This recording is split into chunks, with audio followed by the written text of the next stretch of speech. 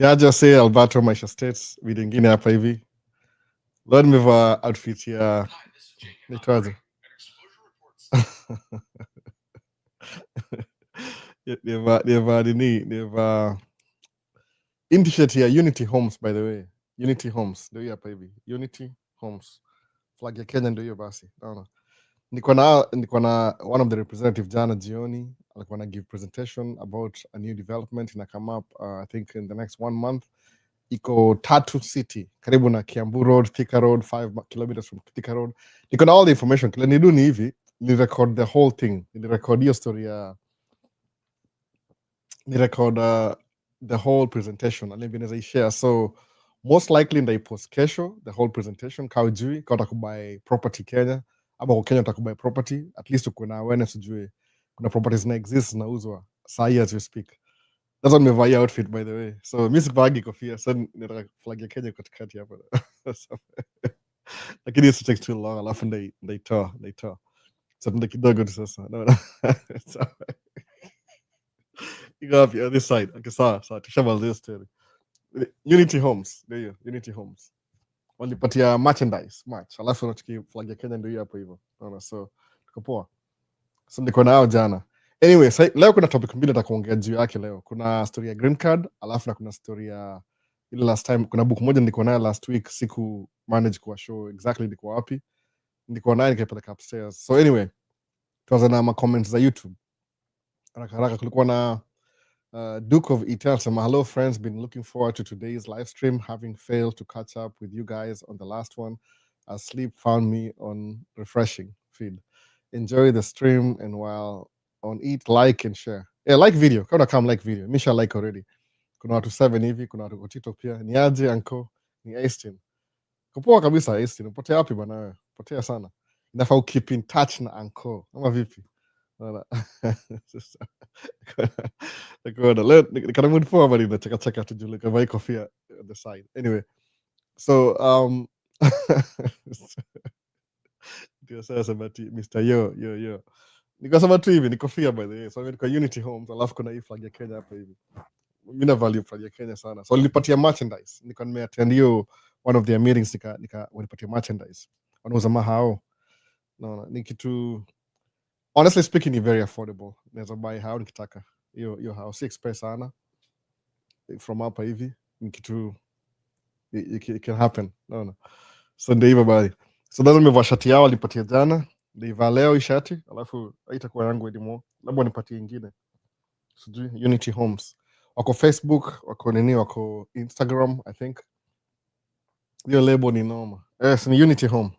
Si yangu bana, mimi niko kwa meeting jana nikapewa free t-shirt. Naona. 3 houses are in a gated community. This house, yeah, the houses are gated community.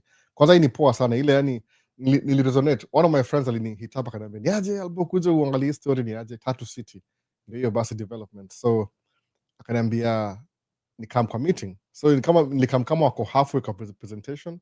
So the last presentation tuliperformiwa tulikuwa watu wawili, kama watu wawili already. So mimi na boy wangu mmoja hapa hivyo tulimit jana. Tulikuwa wawili tu. Nikasema kwanza, "Can I record?" Akasema sawa. Nikamdungia microphone nikarecord kila kitu. So aliambia it's okay, naweza post your presentation kesho maybe. Lakini ndamsendia kwanza aonekane ni poa. Sasa hiyo ndio the whole story. So kuna story mbili. Tuko leo ni 28th of September. Technically, green card inafaa kuanza in a few days, but sijui kama status ni gani kabisa. Acha nione kwanza tena. Jua hii administration is different. Have done telecommunication installation in the estate. Oh, that's really good. Santos Kinara. Poa, hiyo ni poa sana.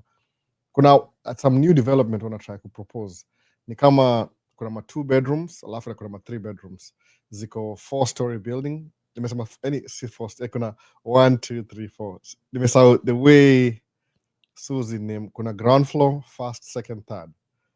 In US sitanga first floor, second, third. So ni kind of mixed up. So sijui nisemeaje. But kuna hao poa. Alafu I think kuna moja itakuwa sanctuary na face wild animals, alafu ingine ni ile conventional, alafu na katikati, alafu I like the whole idea. Mimi niambia mse, mimi now what I'm thinking in my head ni buy the whole thing. Even if big things. No. Super good and standard. duplexes. Yeah, that's really good. So this is a new development on track kuuza my units kadhaa hivi. Ndapostia video kesho, mtaona more information kesho. Sina hizo brochures hapa, but I'm pretty sure ako hapa within a week and a half. So maybe nda catch up naye, hopefully. No. And explain ile one on one. Alafu it's a good thing. Mupenda kupromote wase. Kama unadu kitu unajua pia nimwambie pia kushare ideas ni poa sana.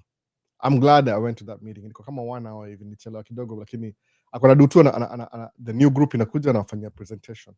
So kuna story ya green card. Green card ifa kwanza ilikuwa officially sijui next week. Ile applications zikuwa entered. Lakini on the 15th of September something was passed by the hiyo story ya awase nini itwaje immigration whatever nimesahau now.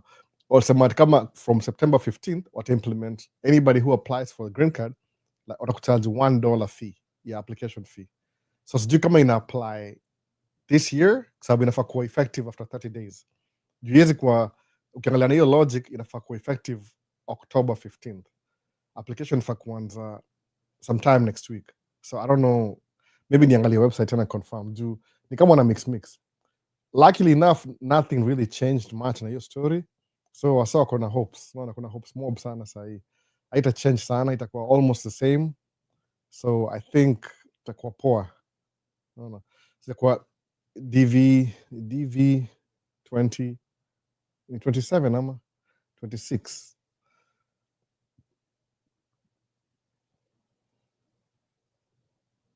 entry tuone inasemaje. Tuone diversity visa. Acha nisome haraka website tuone update yao ni gani. Kuna maswali mob throughout the week. Alboni ni aje. So yasema hivi, the entry period for the DV 2026 diversity visa program was between October 2nd 2024 to the new one 26 entry check DV entry until September 30th. Hakuna ile updated bana. Hakuna October 4th 23. Oh man, hakuna nothing latest bana. Sijui tuone tena for the DV. So I think itakuwa 27 26 ni ile ilipita sasa.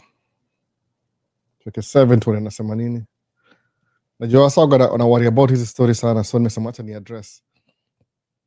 So to enter the diversity visa 2027 must submit online application be typically October November. So October ina come next month. So sijui kama wamepush your dates to a different date ama ni the same hata sijui poa. But wana open lini. Ilifani technically if I open by early October, like October 2nd or something. Lakini kuna hizi man, they're making it complicated. Sijui kwa nini. But usikufe moyo by the way. Kama ni yako. Unaona? Kama ni yako. Usikufe moyo. Usione kama hizi vitu zinachanganisha akili zinaenda huko na back and forth. Itakuwa poa anyway. Usikufe moyo. Hiyo ni bring wase hapa hivi. Hiyo ndio wali create one of the nini. So hapa hivi kuna I've done communication installation in the estate, super good and standard duplexes. Hiyo ni Santos Kinara sema hivyo. Go ahead and buy the whole apartment. I'm thinking about it by the way. It's a really good idea. Kuown hiyo condo ile kama tu kama kurelax. Kuna design mbili za hao nikicomment hiyo story. Kuna ile how unaweza buy, kuna wale who build ma developer ama ma builders, developer builders au build mahala alafu zinakuwa so squeezed together that unaishi kwa high rise floors lakini hauna view. Unajua kuna hiyo view ni muhimu especially kama una live kwa inaweza ita kama a concrete jungle. Naona Maisha state habari yako niko poa kabisa. So a concrete jungle at least ni poa kuona sky, kuona sunlight. Una feel kama mimi hapa hivi kwa hao yetu nikiamka asubuhi, master bedroom muona kama jua ina rise. So master bedroom imeface side gani? Imeface east. So naona kama jua ina rise na mimi. Si exactly east, it's kama southwest ama southeast, south something. Si exactly directly but kuna ile naona morning imefika. Naona kama mwangaza imeingia. Ina make sense, juu na feel kama uko part of ile environment. So kama unaishi kwa high rise, alafu the next door neighbor ni wall ingine. Ukiamka asubuhi unaona wall na kuna kioo. It doesn't really make any sense. Hiyo hata kama una try kuwa na development, aina jumufu kilianga vitu a little bit differently. Mwisema nikibuild house yangu, nachukua ile conventional design, alafu niongeze master bedroom ikuwe spacious enough, every bedroom ikuwe spacious enough, kwa sababu mambo na nyumba kuna hizi itaje standards za kubuild hao. The problem ile sometimes unapata hii standard yake ni inakuwa yani too squeezed up. Atakufungulia msee njia, akiingia kwa hiyo hawa atashinde kuhama. Kwa nini? Because it's spacious, alafu nda create one room extra room tu ile I won't even name it anything, itakuwa tu between mahao alafu na wall. Nataka ikuwe TV room, ikuwe social media room, ikuwe tu something. Naona hiyo ndio design move kile ku build hao hivyo, sababu unajua hao ni kitu moja, once umebuild sijui inakaa how long, but if you do it right the first time, you don't have to do anything after that. Ita age better with time, especially kama hiyo story. Naona siku moja niliona interview yako na Kenyan American, nilipenda sana, nikakutext inbox shida yangu. Huyu ni fundi mkuu, one of the best. Kauli ni text, maybe sijui can reply ile sijui reply sijui, I can't tell. Mu get so many messages, ni hard mpaka labda ulitext tena nikumbuke. Oh, by the way, si ati naweza solve everybody's problem, tunaweza bonga alafu tuone kama solutions. Usione kama na track diesel kama I'm here to solve everybody's problem. Hapana, ile kama if you feel like kuna shida fulani ile you need some clarity, alafu uniambie kama naweza help ile I know a little bit about that, to discuss. Kama siwezi kuhelp, bahati mbaya. Kama sasa this year sija help wase wengi financially. Why? Because more gonna track 3. This year I'm running 2 tracks, so niko na 1 track down. So you know, think about that. Uko na 1 track na unalipia payment, ni hard ku keep up. I don't have any extra money. Alafu pia YouTube views zili drop. Kuna creators wengi sana. Maybe I'm not interesting enough. There's so many factors hizo come kwa ku make video. So kama sija kusupport financially this year, siwe peke yake, kila mtu by the way. Imekuwa very slow. Kuna wase nimepatia passport ime slow down kila kitu because everything ina move a little bit slow this year than last year. So sitting neglect ni story tu nile, I don't have the funds. Basically we're just getting by. Juu business yako na deni. This year niko na deni how much? Every year ukiclose mwaka was a new year unaanza na deni ile carried forward. So I think last year nili carry forward kitu kama unajua kuna ile debt na kuna ile income. Sawa, hiyo ni business income, profit and loss. So ile debt nili carry over from January this year ilikuwa almost 60,000-70,000. Sawa. So hiyo ni it's very high debt.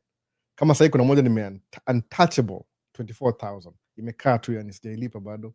Na ilipa tu ile maybe na 600 a month keep tu ile ikuwe active. Isi default. So kwa sababu I'm running 1 track less. So business ni hivyo. Usiseme maze business ni mbaya because this year napata loss. Yeah, you might get a loss this year, next year uta recover. Ndio hivyo. Unaona? Ni profit and loss. Haimaanishi una do, but ni ile do excess. Ile kusema wacha nitoe do kidogo nisaidie wase na vitu hivi na pale. Unaona? Somebody explain, lakini mtu akuexplain yase wa understand bado. Business iko hivyo. Utakuwa na 2 years itakuwa maximum profit. The following year itakuwa nini? Ita reduce chini.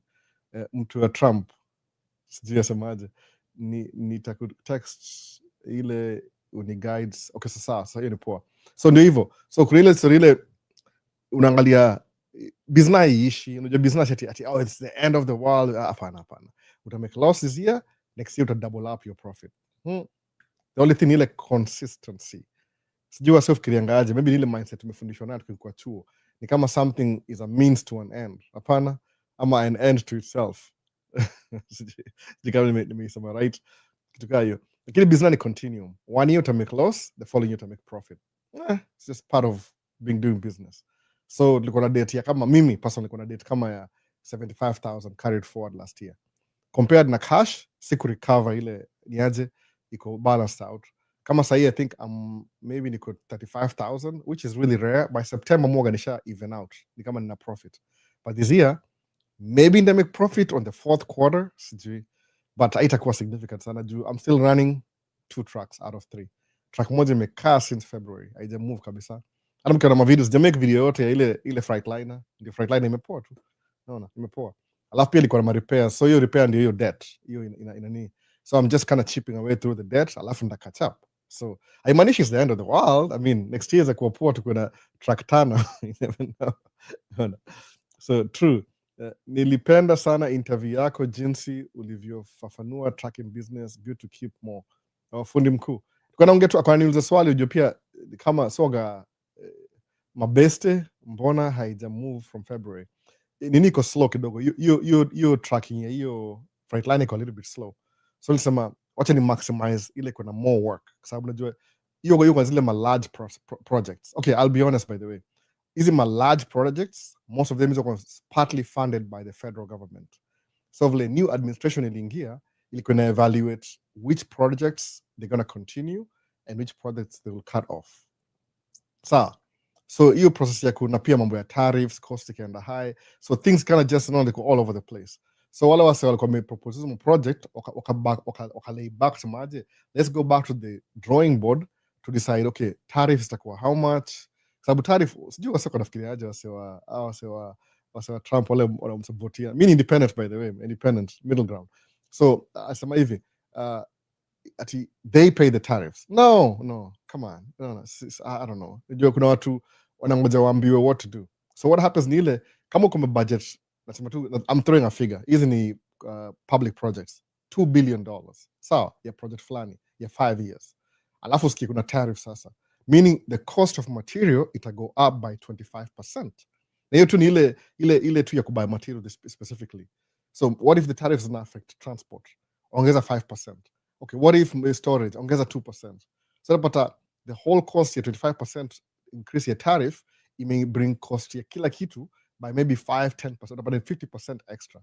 So instead of $2 billion project ya 5 years, they might need $2.5 billion. Alafu jua kwa sha propose na isha kwa past, wanangojea funds zitoke, because ni project, ni project by the way. So they have to stop or back to the drawing board, wa include all the extra cost ya project. Ile wa blow up ile sweet spot ile yao kidogo ndio ile ikita for maybe 2.8 ndio just in case in 5 years vitu ziki-increase wa catch up. Naona sasa. So while that was taking place, construction hiyo inaanza March, April, May. So March, April, May ilikuwa very slow na big projects. Nikaona let me focus on the tracks that are working. Nikapack hiyo track. Ni cheaper kuipack by the way. So the only thing na ni cost nikipack ni kama amwezi penda hiyo figure by the way, naambia tu. Kuipack na ni cost kama 2,500 hivi. That's the track payment and insurance. And parking is $1 So insurance ya kupack na so parking spot, track payment and insurance. That's what it cost me, 2,500. Kuipack to maybe about 3,000 hivi, maybe. Sijui kabisa exactly. You pay your wash once a month. So 3,000 and it costs you pour down your truck. And it cost, by the way, let's be completely honest, it cost business 3,000. But if the truck was running, you're gonna bring up 15 to 20,000 a month. So since economy iko poa sana ni unpredictable, hakuna haja ku try chances ku gamble na ni drive 1 week, ni si drive 1 week, ni drive 1 week, si drive 1 week. Wacha ni eat up the cost, itakuwa loss yangu at the end of the year. Ikae tungoje next year prospect. Ama pia naweza iuza, niseme let me give somebody else a chance next year pick up jua. Washana to negotiate. Season imeanza poa kabisa between July, August, but that was too late. Nishaingia kwa dump truck, sina derere, jamu ka derere kwa dump truck. Nikaona wacha ikae. Anyway, tumeenda mbali sana. Wacha nirudi TikTok. Man, inaenda off the rails pretty quick. Naongea juu green card. So Edward Kamau locked and loaded. Kuna Corny yasemaje? Mse mbaya albo. Mbaya as in good. Because I made a few videos hapa hivi. So Cliff asemaje? Nice. Cliff ana flag ya wapi? American. Yeye ni poa. Edu Kamau asema welcome bro, welcome. Asante sana bana, asante sana. Kakuni welcome kwa live. Red ain't that bad. Mupenanga red by the way, ina stand out. So TikTok asemaje? Good, sawa kwa ufafanuzi. Alafu kuna fundi mkuu asema niliona ulisomba mchanga kutoka one place to another, wanakulipa per trip or mimi tu ni transportation. I just do the transportation bit of it. Hiyo kulipa si mimi. I'm serving customer anambia enda kwa hii place, pick up hivi, somba, and drop up hivi. So I just do the transportation. Hizo mambo za billing, we don't really deal with any cash. Utawa bill baadaye. So my mentor go. Sasa tunakata hapa ma comments haraka. Uko na apartment Unity Tatu City? Sina. Nilikuwa kuna promotion jana wakanipatia shati. There's a representative amekuja hapa from Kenya, ako 2 weeks hivi ana try give presentation. Nimesahau jina yake. Man, nampost kesho though. Nampost kesho. Sina apartment bado. Student hapa just thinking about life. Itakuwaje ku turn around so much to conquer. Wallace Keegan. Itakuwa sawa, usijali. The things that are ahead of you, hata mind yako iwezi comprehend, by the way. I don't know how to tell you. Someone student hapa hivi. Sai technically, na repeat, musema hivi kila siku, by the way. Maybe kuna people listening to this for the first time. Kuna ile sinisemeaje, sinitumie perception, hiyo jina ya perception, ama ita make sense poa, ita nini, itakilio nini. Tatui kuisimplify. Your perspective sai, unaona hivi kusema kama when you a student, unajiangalia ni kama when you student, hauna hii. Lack of. Yeah, but unasahau kitu moja. You're a student. What are you supposed to do? No, kama tuseme, kama mtu 15-year-old, what's a 15-year-old supposed to do? Technically, kwa hii system ya world, you're supposed to be in high school. No. High school ni kuna sema, education is not really necessary. BS. Enda shule. Kwa nini? Sababu there's things you learn from school that you'll never learn from any other place. Because the real world utainteract na watu. Alafu school itakumake kukua sharper. School it teaches you how to learn around people, environment. So kama ni student utakuwa na perspective fulani uone kama hakuna mali niko sahi. Yeah, that's just now. Do you know what's going to happen tomorrow? Ama an hour from now? You have no idea. Unaona? Hata si hivyo, 3 years from now utakuwa place you never even thought. I guarantee. Shindwa, how did I get here? How? What did I do to be in this position? Ulianza hiyo step bila kujua. So musema kuwa na ile optimistic. Sababu utapata unbelievable. No. Me, I'm 47 years old. Seme 30 years ago, nimesema 30. Just in case wale sema 30 years ago. I feel weird kusema 30. But hivyo, nilikuwa high school, 17-year-old high school. Nasema besi yangu moja nikikuwa form 1 hivi, which is what in America form 1 ni nini? Ni 9th grade. Nilikuwa 9th grade form 1, 9th, 10th, 11th, 12th. Ni grade ni kama just same 844. So nilikuwa form 1, kuna besi yangu moja alikuwa form 3. Alafu mwingine form 4. Kwa form 2 hiyo form 4 akaishia. Kuingia form 3 I was 17 years old. Umse akaishia States like within 3-4 months. Anatumia picha, kwa niandikia barua anatumia picha kabisa. Niko boarding school by the way. Sema umse ako States mazee, ana gari na zile marim zile za gangster. Sema man, one day naenda States. But I had no idea how I'm gonna get there. Naona, hii ni 30 years ago. Okay, so many things have happened. Lakini nimekuwa States karibu almost 20 years sahi. So imagine dream yangu ya 30 years ago niliachieve in 10 years. Sababu nikamstate kama niko 27. So 10 years after kudream hiyo story ya kuja States, nilikuwa States. 10 years. Unbelievable. Si kama student, si kama visiting na green card. Naona, ile tu ni kama guaranteed spot. Kwa, at least kwa hiyo route ukilipa kila kitu. Kuna process involved. I'm trying to simplify. So sema ati mimi ni student niende wapi? Wewe ni student. That's it. Anzia tu hapo, you're a student. The things that are ahead of you, you have no idea. Utashangaa sana. So Wallace Keegan, utashangaa sana by the way. I don't even know. Utaniambia 5 years from now utaniambia I never even thought about this. No. Kila mtu ana hiyo potential. It's within you already. Usione kama somebody else is supposed to come alafu kusave. Hapana. Hiyo kitu kuna software, inbuilt software unazaliwa nayo iko. Ni ile tu lazima we understand. Iko ndani yako. Unaona? Ndani sijui ni wapi hapa somewhere. No. I don't know, this is specific. Iko tu your being iko na hiyo kitu. Unaona? Kuna watu tumia phrase fulani, human beings are spiritual beings. No, human beings are spiritual beings ama nini? Spiritual beings experiencing the physical world. Ndio hiyo sasa. You're a spiritual being experiencing the physical world. Sijui as I demonstrate, but that's the simplest. Just think about that and be evil. You're a spiritual being experiencing the physical world, the touch, the smell, the 5 senses. That's who you are. No. So mkufuri sema Maisha States, ninawezaje pata chuo cha vocational training huko US? Una apply kwanza. Alafu naangalia US ni kuna 50 states. So kuna states they are doing so well, they don't need people. Kuna states they are doing so bad, they need people. So lazima uangalie equilibrium. Where can you apply for this? Uanzie hapo sasa. mi sikwagi upfront na hizi story details. Kuna wase wana give details. Kama ulisema uliwatch video yangu na Kenyan American Home, enda kwa video zake za nyuma, back maybe a year ago, akanaongea juu ya vocational hizo ma something visa.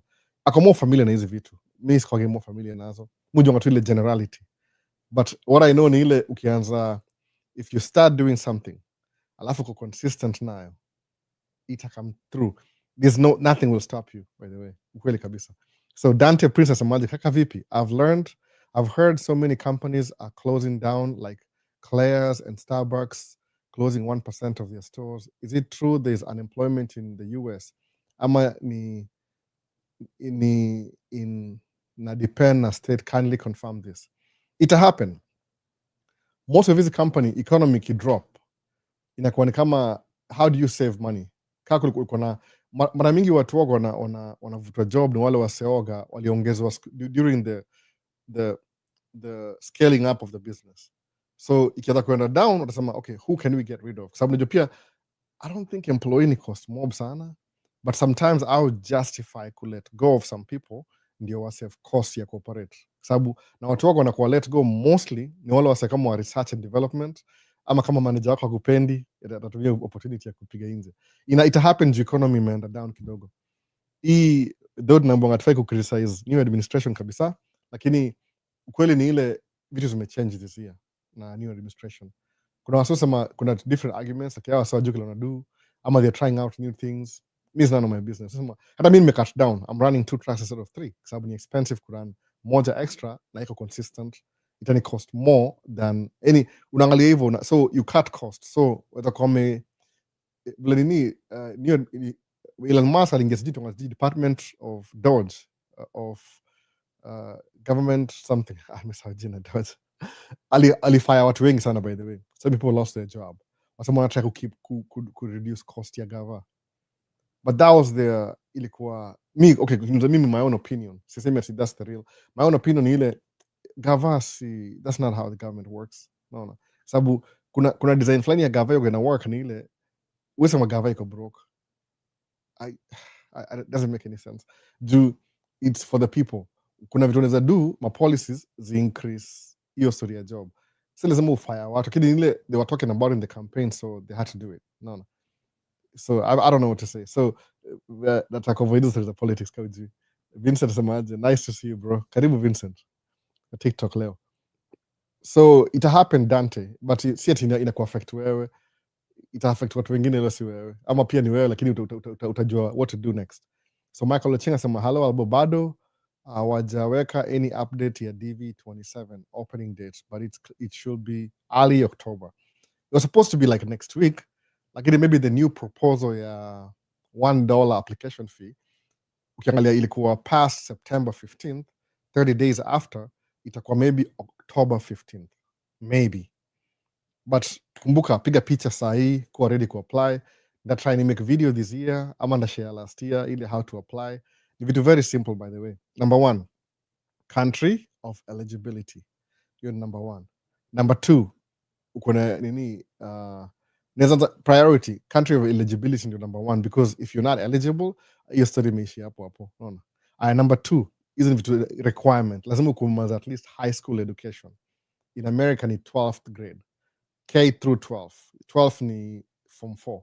Ile class 8, class 9, class 10, class 11, class 12. Ndio hiyo. 12 ile high school education. Naona hivyo. Hapa states au divide chuo into 3. Ni kama 333. Si 844. 333. Hiyo for ya mwisho ni university. Lakini ni hivi. Unaanza na element, kuna kindergarten, hiyo ni cut off K, kindergarten. Alafu kuna elementary ni 4 years. 1, 2, 3, 4. Alafu kuna middle school 5, 6, 7, 8. Alafu kuna high school 9, 10, 11, 12. So requirement ya green card lazima kumaliza high school at least equivalency. Au kuna vocational training ya 2 years na unaweza prove una hiyo vocational training na umedo job for 2 years, ile ina compensate for your 4 years. So kama una uko country of eligibility, you're out. Haya, kama una high school, you're out. No. So the one thing that last thing in ile picture, your passport photo. So passport photo, they don't really know who you are. So they require you kuwapatia a specific kind of mugshot. Passport, passport photo. You autumia kama 2 inches by 2 inches hivi. 2 to square ina cover at least your head iko ni kama tuseme, yani picha mzima kabisa ikuwe 2/3 iko kwa head yako, alafu wache 1/3 hapa juu. Ni kama rule of thirds ile ya video, kitu kama hiyo. Alafu pia kuna space side, so lazima waone macho yako na kila kitu, kwa sababu this is itakuwa kama biometrics identification of who you are. So hiyo picha ni muhimu, but kumbuka kama uko country of eligibility you're out, kama uko nayo you're in, kama uko na high school you're in. Picha sana kitu specifically. Alafu the rest of the information very simple, you just fill up whatever they ask you. They want to know your name, who you're married to, who your baby mama is. No, I'm just kidding. I'm just kidding. Just kidding. Your name, your place of birth, which ndio ile confirm ile redundancy. Ulisema qualify kwa nini? So which city were you born in? Oh, Nairobi. Oh, Kenya. Okay, Kenya's eligible. Alafu, do you have any kids? How many kids do you have? Which date of birth? Where were they born? Vitu kaa hizo zote sana. Alafu na kama uko single, one page of story. Nasema hiyo mara mingi inakaa funny. But ni hivyo. So unajaza hizo, alafu una submit. Alafu unangojea, you did your part. Unangojea tu. Next year itakuwa maybe around May watasend hizo vitu. So what I would say ni ile kuwa very diligent ku fill up your paperwork, kwa sababu itadetermine usikuwe disqualified in the first process. At least fill up to the best of your knowledge. Angalia video, angalia resources, niulize maswali, that try my best at least ufanye. Kwa sababu mimi I applied for the same thing, by the way. The reason why niko hapa hivi states, Maisha states iliko created ni because nilifile hiyo kitu peke yangu. That's it. No. Nikatumia the best whatever I could do, nikapata everything right, nikaisend. Nika come through. Namba yangu ilikuwa something 35,000. Out of 55,000. The first time niliwin was doing 130 something. Ama ni 122. Sikuwahi fikiwa. But the second ilikuwa 35,000. Hiyo nilikuwa within 55,000 watu wanaingia entry. Nika follow through. Nikabuka na maparo kanisaidia mali kanisaidia nika apply. And akaenda hapa hivi. So based on that, tangu nikuja hapa hivi nikabring my mother na mbuyu kambia, thank you for paying for my bills. Kujeni hapa pia nyinyi ni join. Na imeflip simu hapa hivi. Ni join. Sawa. So golden asemaje? Na wewe atujui kujifanyia. Nda make video. Nda make video, by the way. Nda make video kabisa kama nataka. Au niko na video already. Ile tu sometimes you change slightly every year, slightly too, but maybe rearrange vitu. So ni poa kuwa na updated video. So kile ndafanya ile ndatafuta one of you guys, sijui nani, alafu nda volunteer kumfill up. Ndamtumia kama example. Maybe Vincent, ndajalia Vincent because I know Vincent. Ndafanya Vincent, alafu nda make video but I'll hide Vincent's information yote kabisa. Nimempropozia haraka ndio asiseme Albania. So ndaduya Vincent, alafu niseme una apply hivi alafu ni submit, alafu yana kwa email ya Vincent, si email yangu by the way. Mimi nisha apply, siko eligible hivyo tu. Ama nipata mtu yuko hapa pia mwingine apply mwingine, ama mtu akona watu wengi, sema you have kids, alafu una picha na ku apply pia, umeona hivyo. So alafu itakuwa example, tufundishe wasee wote ndio wajue. Ni step by step. You guys are smart. So now watch TikTok. That means you have a phone. Iko na live. Do you think hautajua come on. TikTok iko more sophisticated ana YouTube kuliko hiyo application fee. Unajua government, na compare government website na TikTok. TikTok itakuwa government website ya out MSG what after 18 year old anaandika code. Alafu iko very slow. If kama unajua cooperate TikTok, uta apply. Sikudanganyi. I'm not kidding. It's golden. Uta apply. Ni very easy. Unaona? So hapa hivi semaje, album aje bado? Hii ni Michael Ochieng hapa hivi. Carlton asemaje? Carlton. Albo tuko ndani mzee. AKA Ndakas, AKA Deine, AKA Ime. Big up Albo. Carlton ajewa chezi vitu bana. Nisema kazi 2 years ago. Ajewa chezi vitu. Lakini ni poa nakumbuka. Ilimbamba sana hiyo story. So Michael Ochieng, DT ameamua kuweka tariffs kwa tracking. Si exactly kwa tracking, ni ile tu kwa sababu unajua nini? Kama kuna supplies, kama tariffs in steel you come na ships. Ikiingia kwa port, trucks na transport from the port to the customers. So kuna a transportation element ya tracking ko involved. So meaning kama cost tariffs ni high, kampuni hizo they pay for the tariffs uko kwao, gava, but hiyo taarifa inakuwa transferred kwa consumer. Watu wengi wajuangi hivyo, sijui kwa nini unajua na wase especially hao ngosa wako naambia ati no they do, yeah they pay in the beginning, number half the truth, no the half of what's not being told, afu naamini anyway. Siwezi change wase, that's not my job to change wase akili. So it involve tracking in some sense, no? So part of the access to foreign tracks itakuwa hard, ama ile deal ya Mexico, US, Canada ita mitigate the situation maybe. Kuna wase argue vitu mob sana hii story, au sema those believe watu wengi wakiingia gava, by the way akudanga chuo, you can go to a school ikufundishe governance, mostly watu jua how to run the government ni ma apprentice kama ile political office, but political office iko backed up na ma professional sawa nyuma yao. So hii story ni kama I think vile ile prezi wa sahi 45 walikuwa 45 gava iko na run the way supposed to, but akutoka watu wakamuindict, akafeel ni kama man hasa nilifanyia unfair. So vile amerudi sahi anatry kuile na retribution, anatry kulipisha kila swali mfanyia last time, so watu wanamuogopa.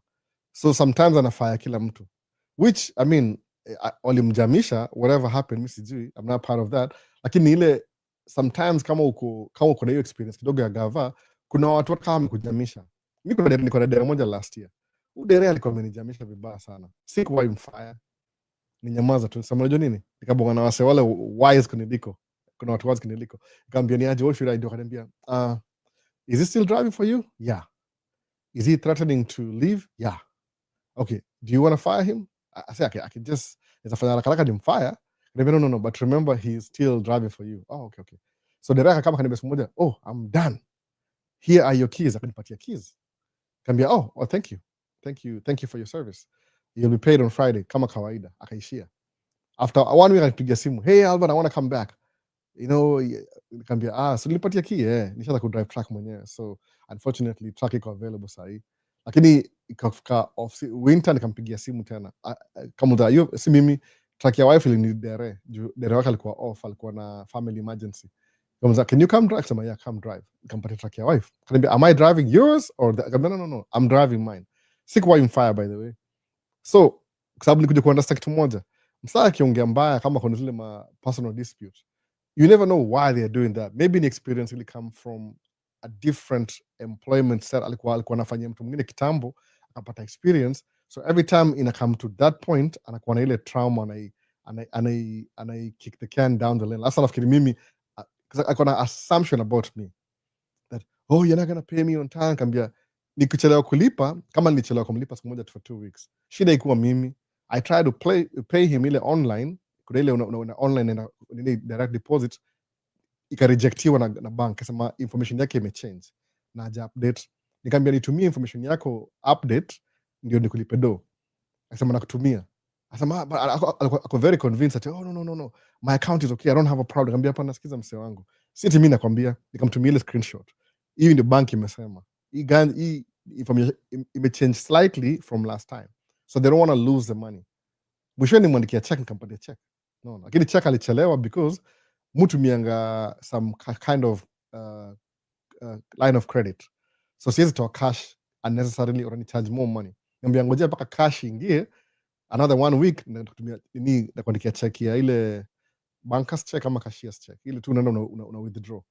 Tukamalizana hivyo, lakini umse nishamrudisha job tena, nilimwacha aende kabisa. So sometimes mtu anaweza kusumbua kichwa, lakini kama ana threaten kufanya kitu lakini hajaifanya bado, kama ni employment for example, hii set ni personal, ile employment tu anasema I don't like the conditions, sasa unajua hii ni very voluntary, takuishia nipatie tu key alafu naishia, sababu the only thing tuna transact ile I give you the keys, you drive the truck, kama ujisikii na nirudishie key uishie. Story kaenda hivyo, tukamalizana hivyo. Sijampatia job tena. Kwa nini? Kwa sababu naona kama there's something he needs to do, ndiye ajue si kila mtu anamfanyia from the last employer wake alimfanyia whatever that was, sijui nini hata, I don't even know, Mr. Psychologist. So also got different issues, no. So sometimes ni emotional too, una make decisions emotionally usikie poa. Maybe ulikuwa hata huko enda book services ya psychologist, mkaongea akumeka feel comfortable. Anyway, so ndio deal. Michael Acheng, tuendelee. Ni example to you by the way.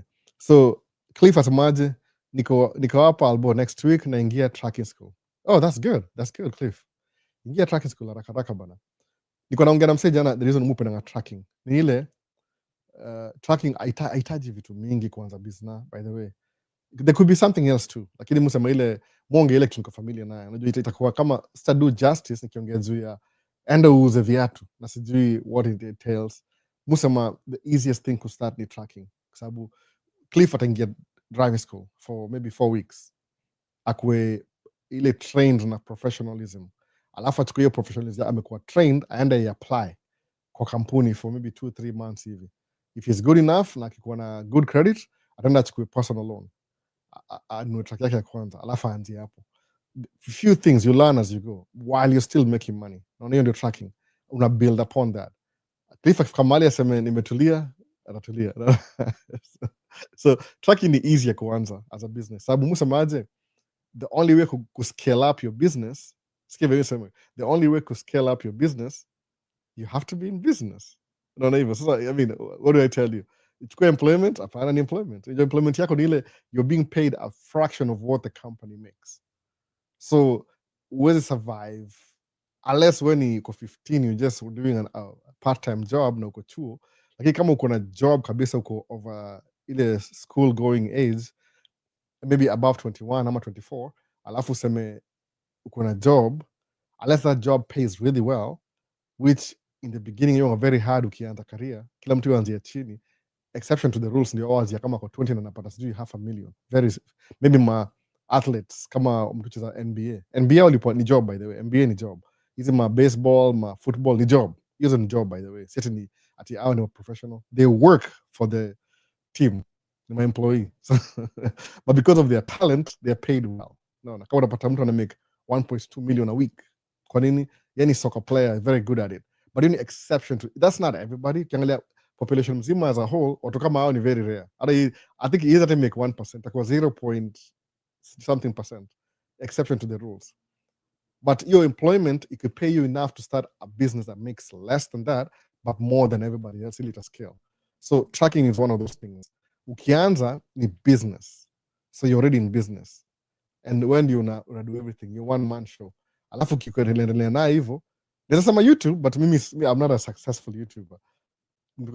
Very successful ni Ibra na aliwacha. No, aliwacha. I don't know. Aliwacha. I thought alikuwa na hiyo capacity, sababu doing YouTube, besides having 4 kids and a wife and a house and a mortgage and a business, do bado. They may drop down to at least live once a week, alafu maybe a few videos here and there between the week. But YouTube is another thing too.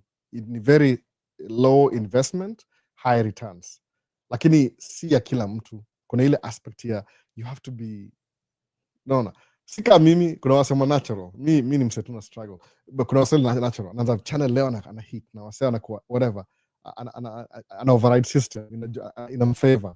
It goes to his favor. Sasa. So Cliff can get tracking itakuwa rahisi. It's practical. Yani there's nothing that, once you put a license, you're on your way, nothing will stop you from doing the thing you want to do. Alafu utaenda kuna business, utakuwa na hiyo cash flow, then you study to build business, to create, to scale up to wherever you want to do. Utaenda buy how yako apartment Tatu City, ukunaishi pale 3-4 months every year, Samobani, alafu na kamu na inakuwa Airbnb while you're away. So the Airbnb pays for your mortgage while you're away, alafu narudi. Whichever. Kuna options mob sana kwa hizo how, by the way. Niko naangalia hizo mascale ile, maybe in that, I don't really know everything that well. This is one time I have to go through it again and I'll explain here. So Vincent asemaje? Oh, Vincent uko both sides. Uko TikTok na YouTube. Oh, that's good. Na bado uko karibu na hiyo Toyota hapo. Sasa. So Edward asemaje? Albo, the CEO of Nvidia predicted the blue collar industry will be $1.3 trillion in the next few years. Albo, as a truck driver, what is your opinion concerning this? I think he's right, prediction, or he could be totally wrong. But kumbuka huyu the CEO of Nvidia. No. Ukiniuliza mimi, my opinion ile, it could be true. Kwa sababu kuna vitu, ukiangalia kama AI, unajua kuna type mbili za job. Kuna white collar, kuna blue collar. So white collar ni ile job zile, nasema kama zile soft skills. Zile you use your brain. Soft skills. Sawa. Blue collar ni hard skills, ni vitu manual. So kama tuseme Nvidia, kuna AI.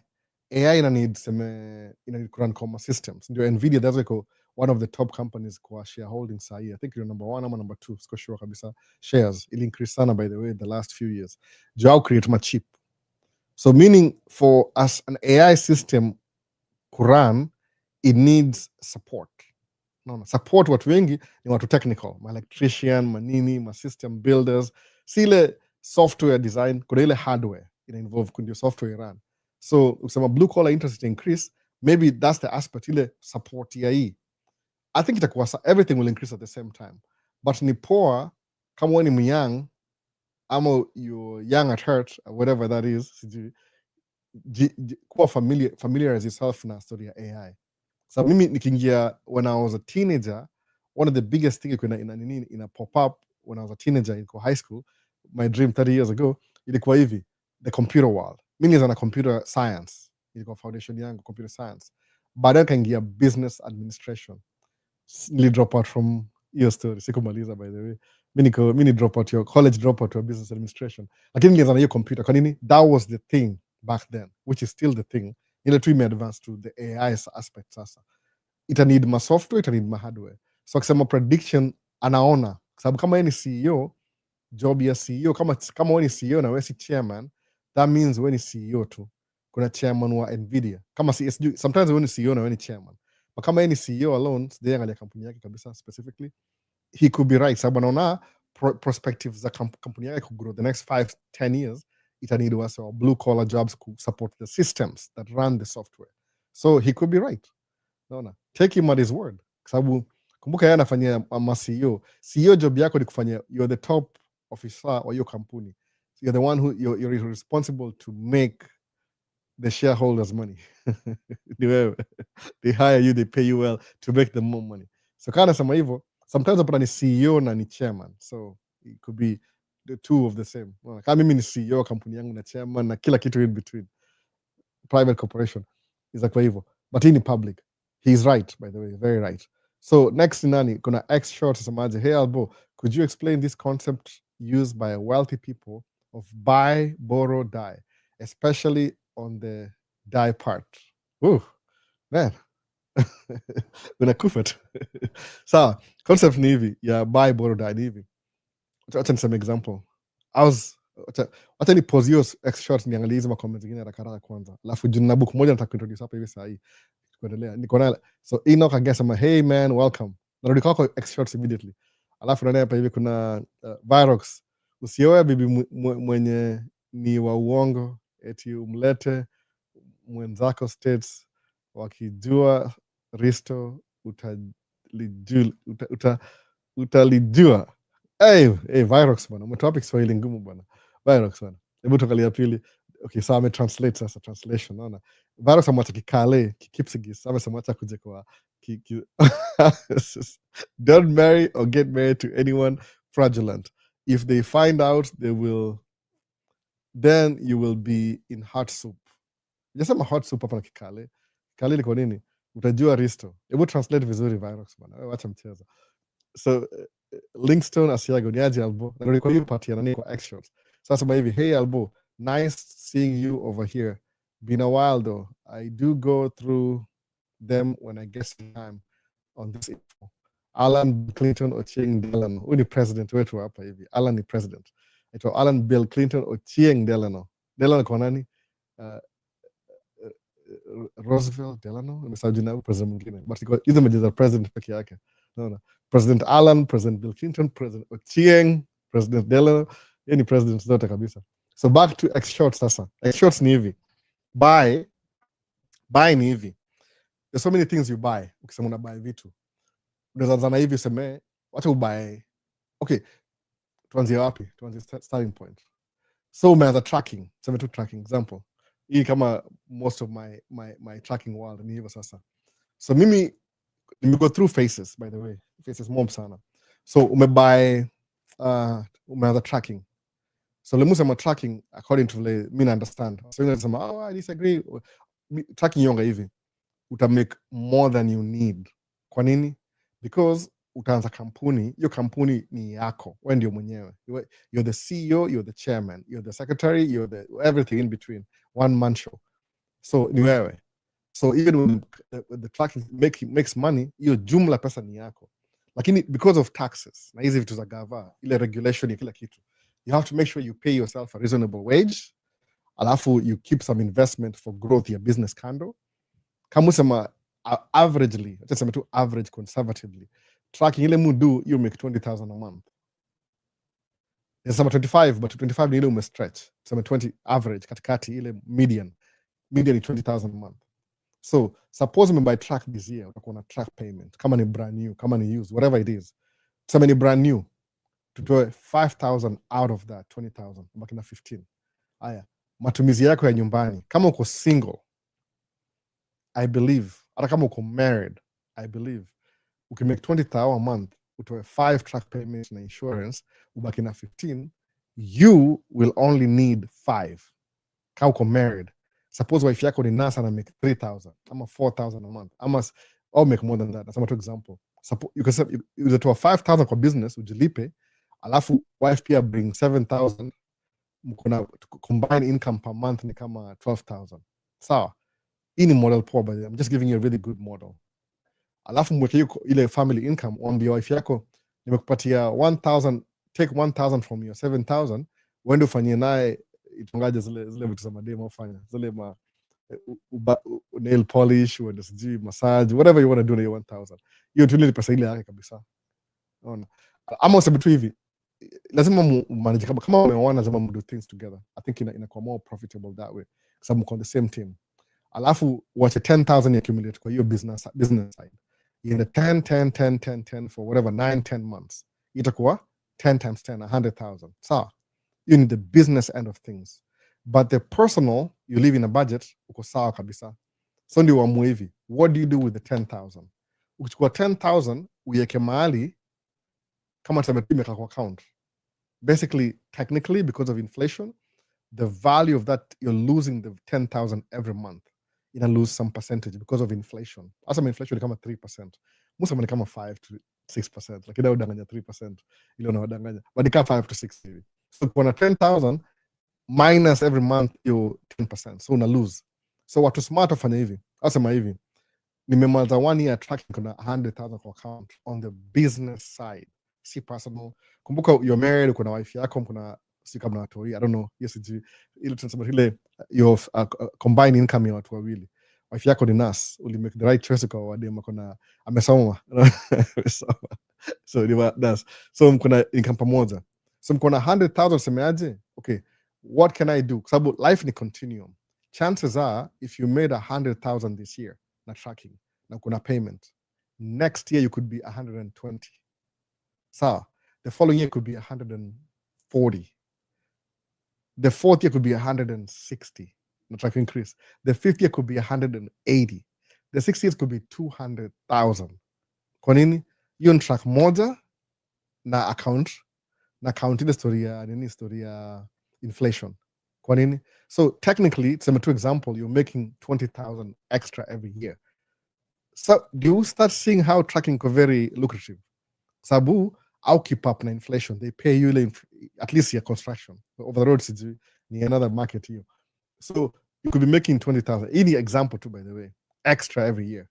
So semeaje, suppose you didn't do anything na you do. Anything for 5 years. Una accumulate too, which is a really good thing, by the way. Sometimes ni poa ile kutoa ujinga kuacha accumulate. Yani, just know how it feels kukuwa na $500,000 kwa account ile umework hard for the last 5 years. That's a really good discipline ya kujichungia do yako. So utakuwa na 2025 uko na 100,000, 26 uko na 120. Tupige hesabu sana, tutakuwa hiyo hesabu. Usijali, ina kama ni kama rocket science, kama upuzi, lakini ile to add kila kitu, sema uko na 100,000 sawa, the first year plus the second year 120. Nasema tu example tu, unaona, nataka kuanza question yake tuna nyuma kidogo. 120 plus 140 plus 160 plus 180 itakuwa nini? Itakuwa 700,000. Sasa hii ni X shots. Umeanza tracking, uko na budget, umelock your budget.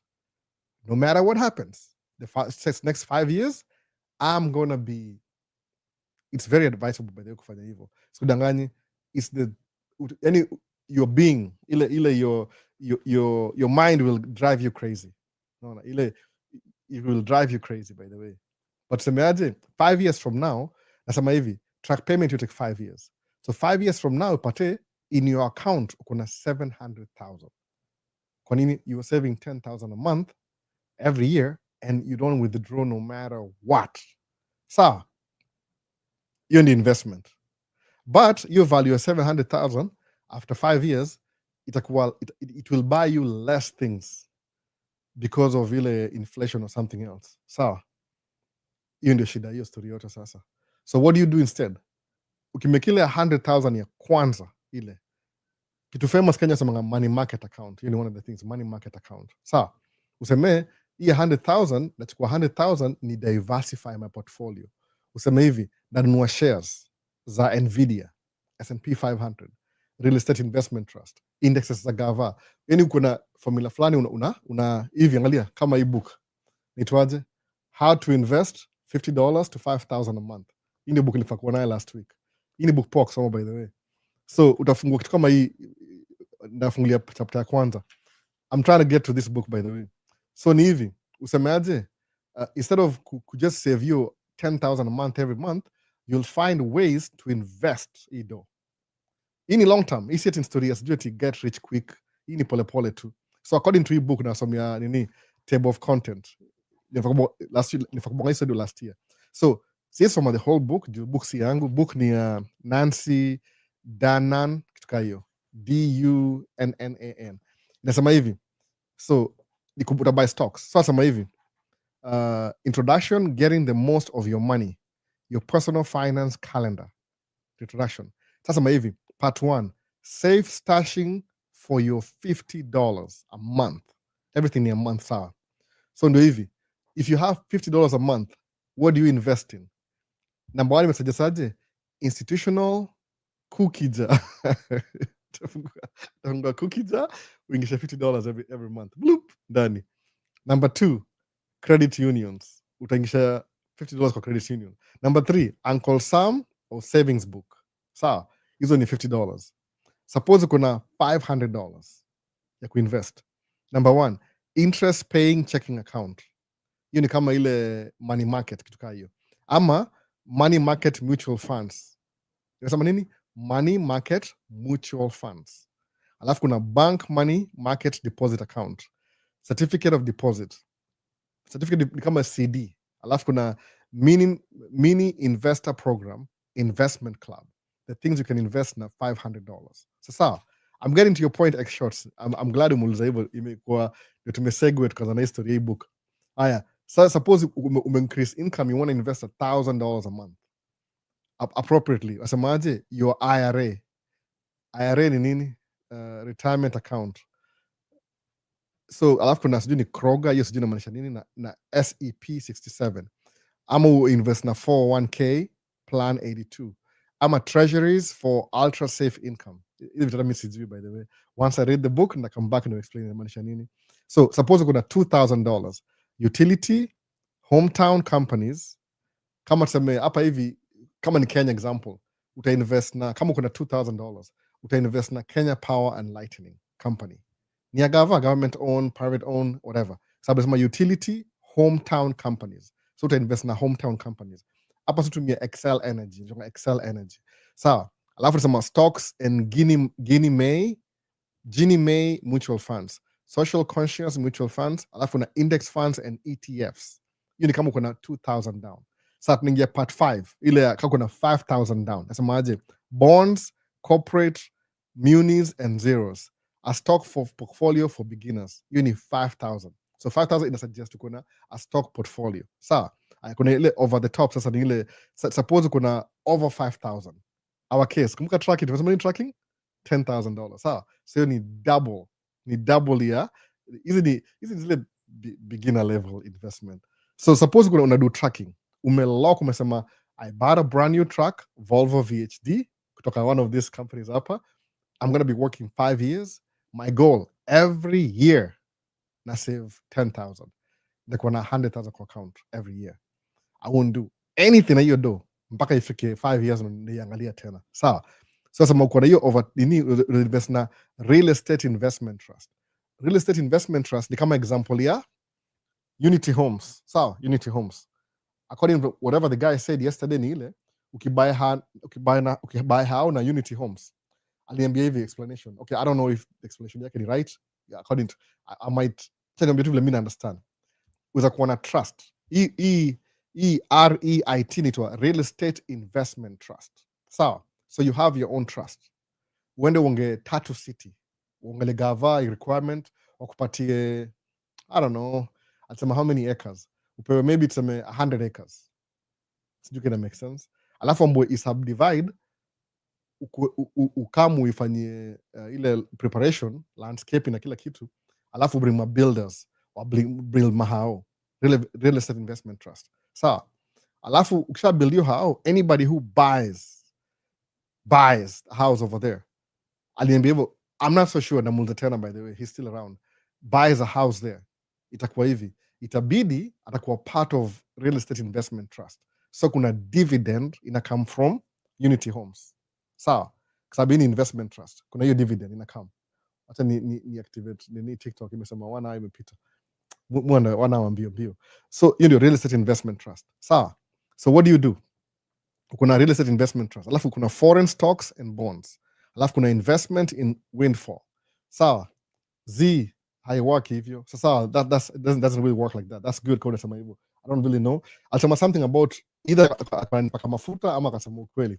But kuna something called real estate investment trust. What happens ni hivi, kama nikianza sa portfolio yangu, ndawagusia kidogo. I don't like talking about my personal stuff, but nisema tu just for example's sake ni hivi. Kuna company fulani sema inaitwa Unity Homes America. You buy my malls, you build my malls, ama ma gas station. Sawa, ina build gas station. So because ni trust iko level moja higher than LLC. Trust ni kitu kama corporation. Inaweza enda ibonga na gava wapewe land next to the highway.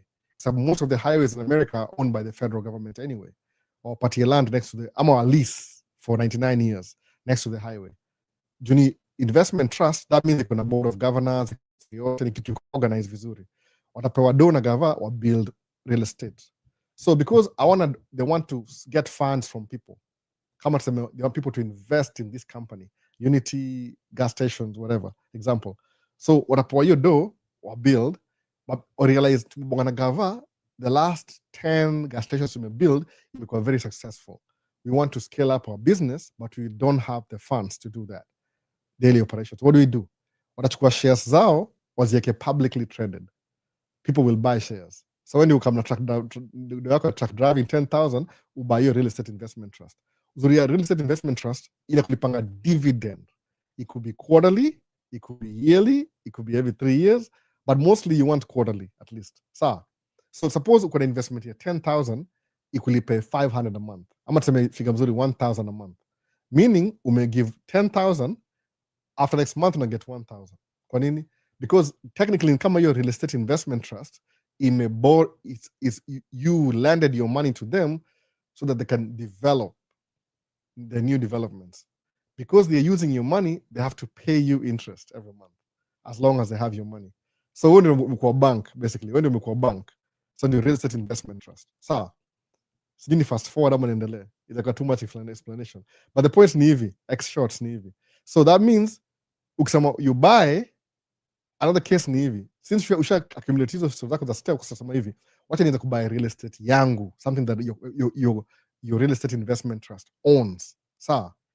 So uta buy mahao kuna assets. Maybe half of them is gonna loan, some of them is gonna paid off. But then usiogope kuingia in debt as long as you gonna cash flow. Sidi mbona wasoga na hizo una bring mentality ya employment alafu na bring kwa business. That's not how it works. Mimi nikianza trucking nianza na deni. Kupata license nianza na deni. So kama ningekuwa mimi very pure sichuangi deni, singewahi kuwa na truck, singewahi kuwa I'm telling you. Kuna best yangu niambia ile best yangu ile sivajina yake. Aliambia tu there's good debt and bad debt. Bad debt ni consumer debt. Ili unanunua tu vitu za ujinga. Good debt ni investment. Ukiboro ikiwa na cash flow itajilipa yenyewe. Umeona sasa? Ndio msema kama uko na sijui nisemaje, kama kuna story cost sijui ni Aziad. Aziad ni nini? Ni musician ama nini? I don't know what she does, but nisikia Aziad alibuy her moja 25 million, akashindwa kuilipa, imechukuliwa nini whatever. Maybe akupiga calculations zake vizuri, sababu it happens by the way. So but alibuy how? At least msemaje, afadhali ufanye kitu ufail ndio learn, ndio next time usido your mistake tena. Juu watu very few go through your lessons. Sawa? So tuseme una buy assets. Kama mimi na track ngapi? Na track 2. Moja na pay off this year, itakuwa paid off for good. So at least by next month ndaka ni increase income yangu. But ile ingine bado iko na deni na imekaa. So bado sijakuwa, I'm not off the hook yet. But still, naona I'm thinking about maybe niuze hiyo ingine, ni buy dump truck ingine in case next year hivi kwa some good, kwa hiyo truck ingine iko poa kabisa. So tuseme increase 10,000. Na hii truck moja naongezwa truck moja by the way. Umebuy, you own assets. Some of them ziko na payment, some of them zina payment. So what do? Unaweza kuwa maybe ukiangalia portfolio yako kabisa, kama ile assets zako ukizicombine, tuseme you take all your assets, alafu uangalie liabilities, alafu upate ile difference yake ni nini. Your assets maybe ni 10 million, liability ni ile payment, loans nini ni 5 million. That means your net worth ni 5 million. Sawa? So you say X shots, your net worth ni 5 million. Sawa? So what do? When a bank, unaambia bank, I want to borrow some money. Because how much do you want to borrow? $1 million. For what? For my expenses. Really? Yeah. Okay. Utapewa. Kuna bank specific. Utapewa 1 million. So 1 million utajilipa kwa expenses zako every year. Kumbuka investments zako ni ngapi? 10 million. Liability 5 million. What's left over? Net worth 5 million. So how much you gonna borrow? Utaborrow 1 million, which is just 20% of your net worth. So ijakuumiza sana. Sawa? So at the end of the year, ukiangalia profit and loss, your asset is 10 million, your liability expenses ni 5 million, umeborrow money 1 million, umbaki na ngapi? 4 million. So if you're paying taxes, you'll only pay taxes na 4 million. See 10 million. That makes sense? So it's like your tax savings. So hii concept ya buy, borrow, die ni hivi. So ni wacha tuende ile extremely kabisa. Kuna wase ufanyanga hivi. Kuna network ya 10 million, liability ya 6 million liability. Kwa nini? Because every time waki make more money, they buy another asset. Sawa? Alafu kisha buy your asset, when buy within the year 2025. So kama mimi last year niko 10 million, nibaki na 5 million your net worth. This year nda buy property worth 4 million. Alafu ni borrow 1 million ya my own expenses, kukula chakula ni kila kitu. So by the end of the year, this year, how much are my assets? 10 million last year. Liabilities 5 million. So basically niko make 5 million. So no, siku make 5 million. What did I do? Nili reinvest kwa business yangu tena. So meaning by next year, reinvest maybe 4 million kwa another asset, which may increase in value.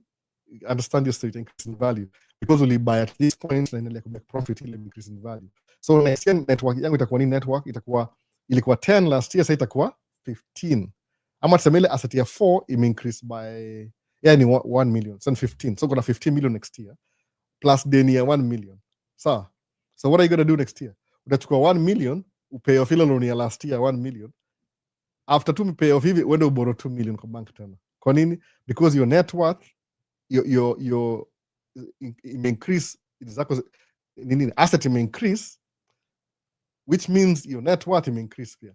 Kwa nini? Angalia 15,000 minus liability, suppose ni 15 million minus liability, sasa itakuwa ni 8 million, utabaki na nini? Out of 15, 7 million. Then what do? Utachukua 6 uende tena buy property nyingine tena uende kwa bank pay ile 2 million last year tena uboro. Sawa? So what are you actually doing?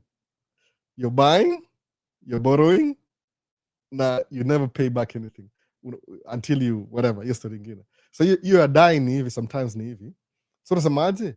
Uchukue, kuna wase utongaje, sijui niseme jina yao ni gani kabisa. Wanakwambia the next 10 years, the way you are investing your money, you could be worth 100 million 10 years from now. So kuna wase wataenda wa borrow 100 million kwa account. Waitumie ni kama deni, wanalipa every month. Unaona?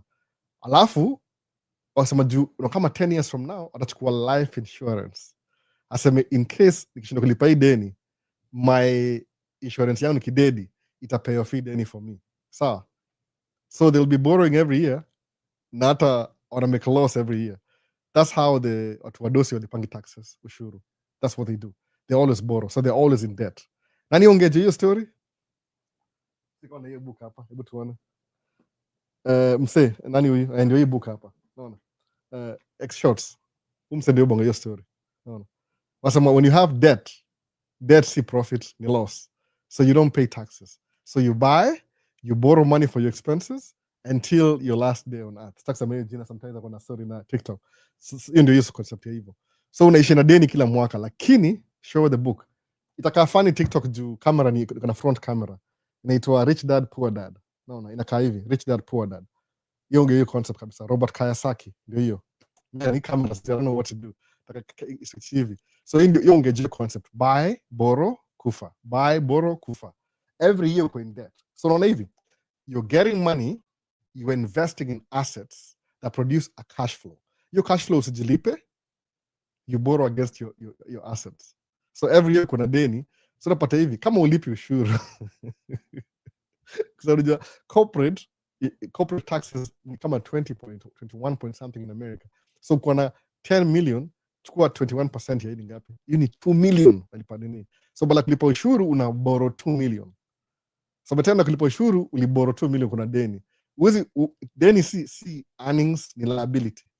So inaingia part of liability. But kumbuka at the same time your assets are increasing in value.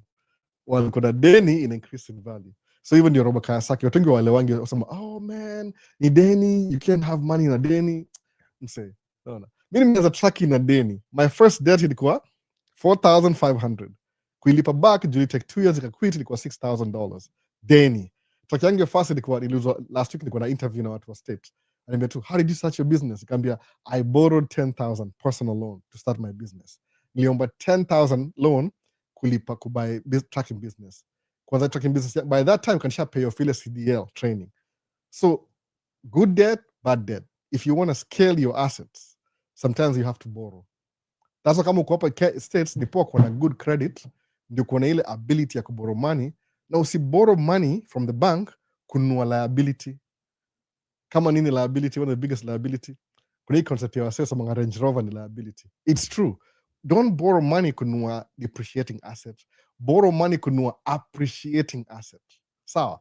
Something that every year ina grow to something else. See ati, Range Rover, to impress people who don't even care. Ukibuy gari leo, nani akawapa ni muone jina najua, akadasa najua hapa hivi. Sema tu Vini by Range Rover leo, Vini. Hata kama I drive Range Rover, hiyo sema, Alboni haja mwana Range Rover yangu, niangalie, oh man, oh leather seats, wow. Test drive. Oh man. Kesho Vini kama Range Rover. Si niliona jana, nimesahau hiyo story.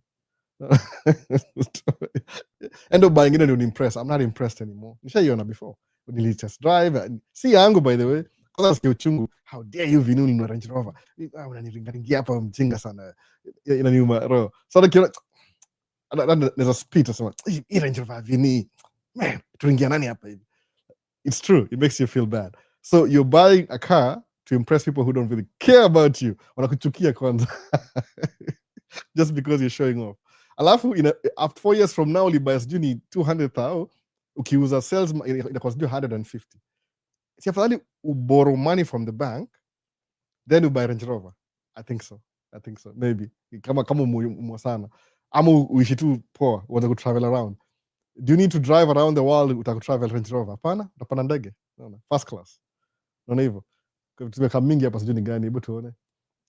Ilikuwa Kiyosaki. Thanks, I have it. Peter, that's good. No. I learned a lot. So basically the corporation haina profit that tax here. Exactly. How do you tax debt? It's negative. Net worth got 10 million. Liability in 5 million. So your actual net worth is 5 million.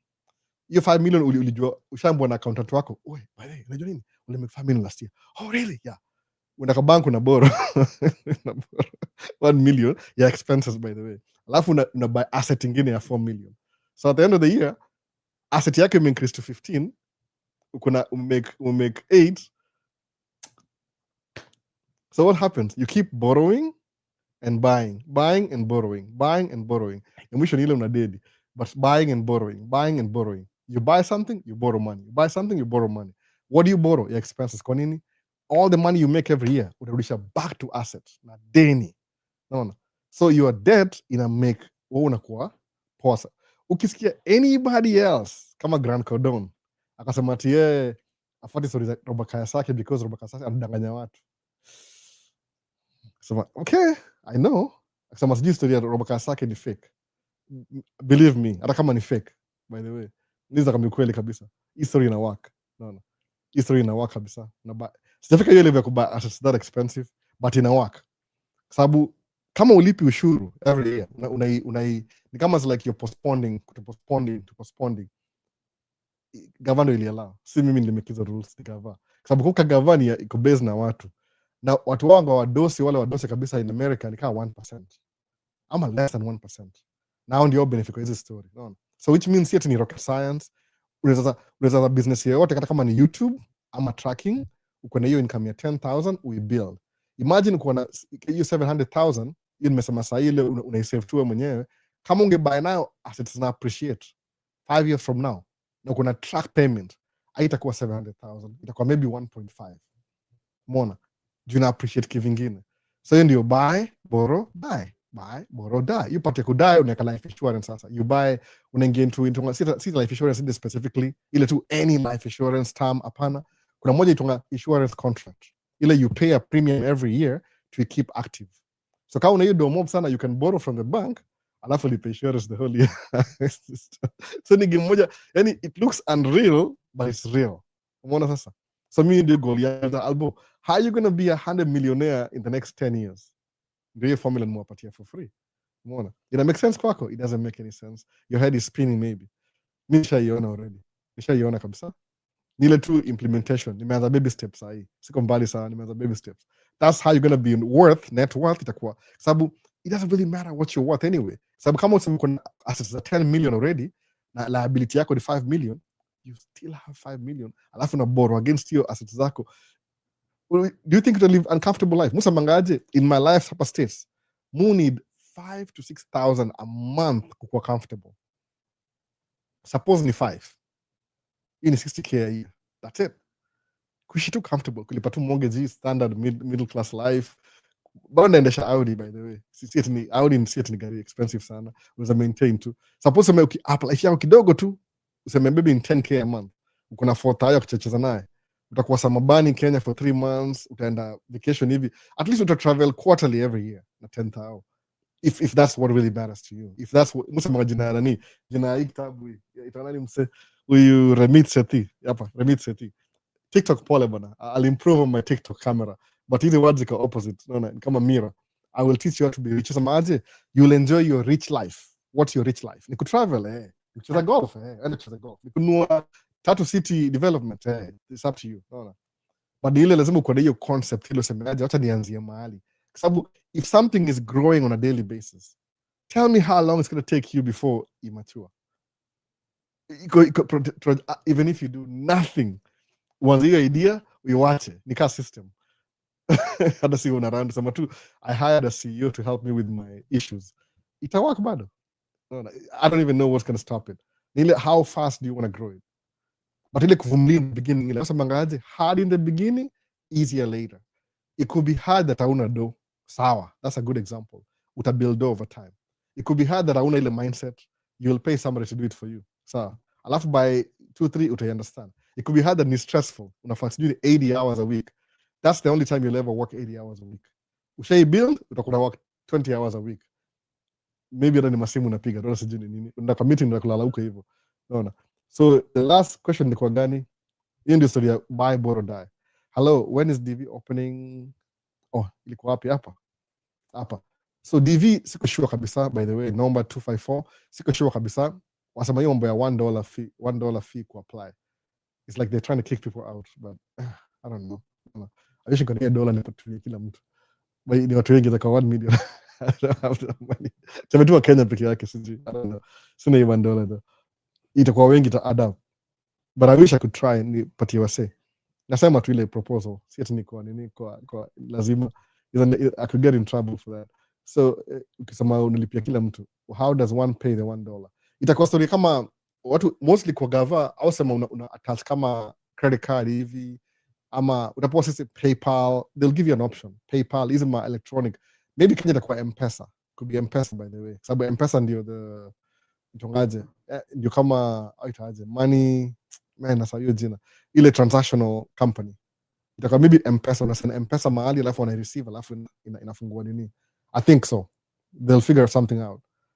So Edu kama semaje Albo, have you applied Benjamin Graham's advice on value investment in your truck driving career?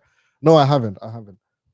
Kuna wase musema hivi, kuna wase labda ndamuangalia, but already kuna Edu kama niko na trajectory already. I already have a system in place, so sometimes but there's some things that maybe the shy is outgrow, maybe sababu means I don't see myself grow trucking business yangu, trucking to alone ikuwe 100 million company.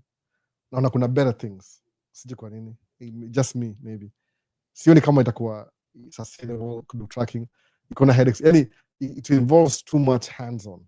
Mu prefer afadhali real estate, ni buy how ina marento once a month, wanipatia 2,000 per month every unit, na hiyo unit labda kama ni 100 times 2,000 ni bill na hiyo area, sababu mostly focus yangu ni ile kukuwa hands off, nikuwe hands on in the beginning alafu nikuwe hands off. Kwa nini?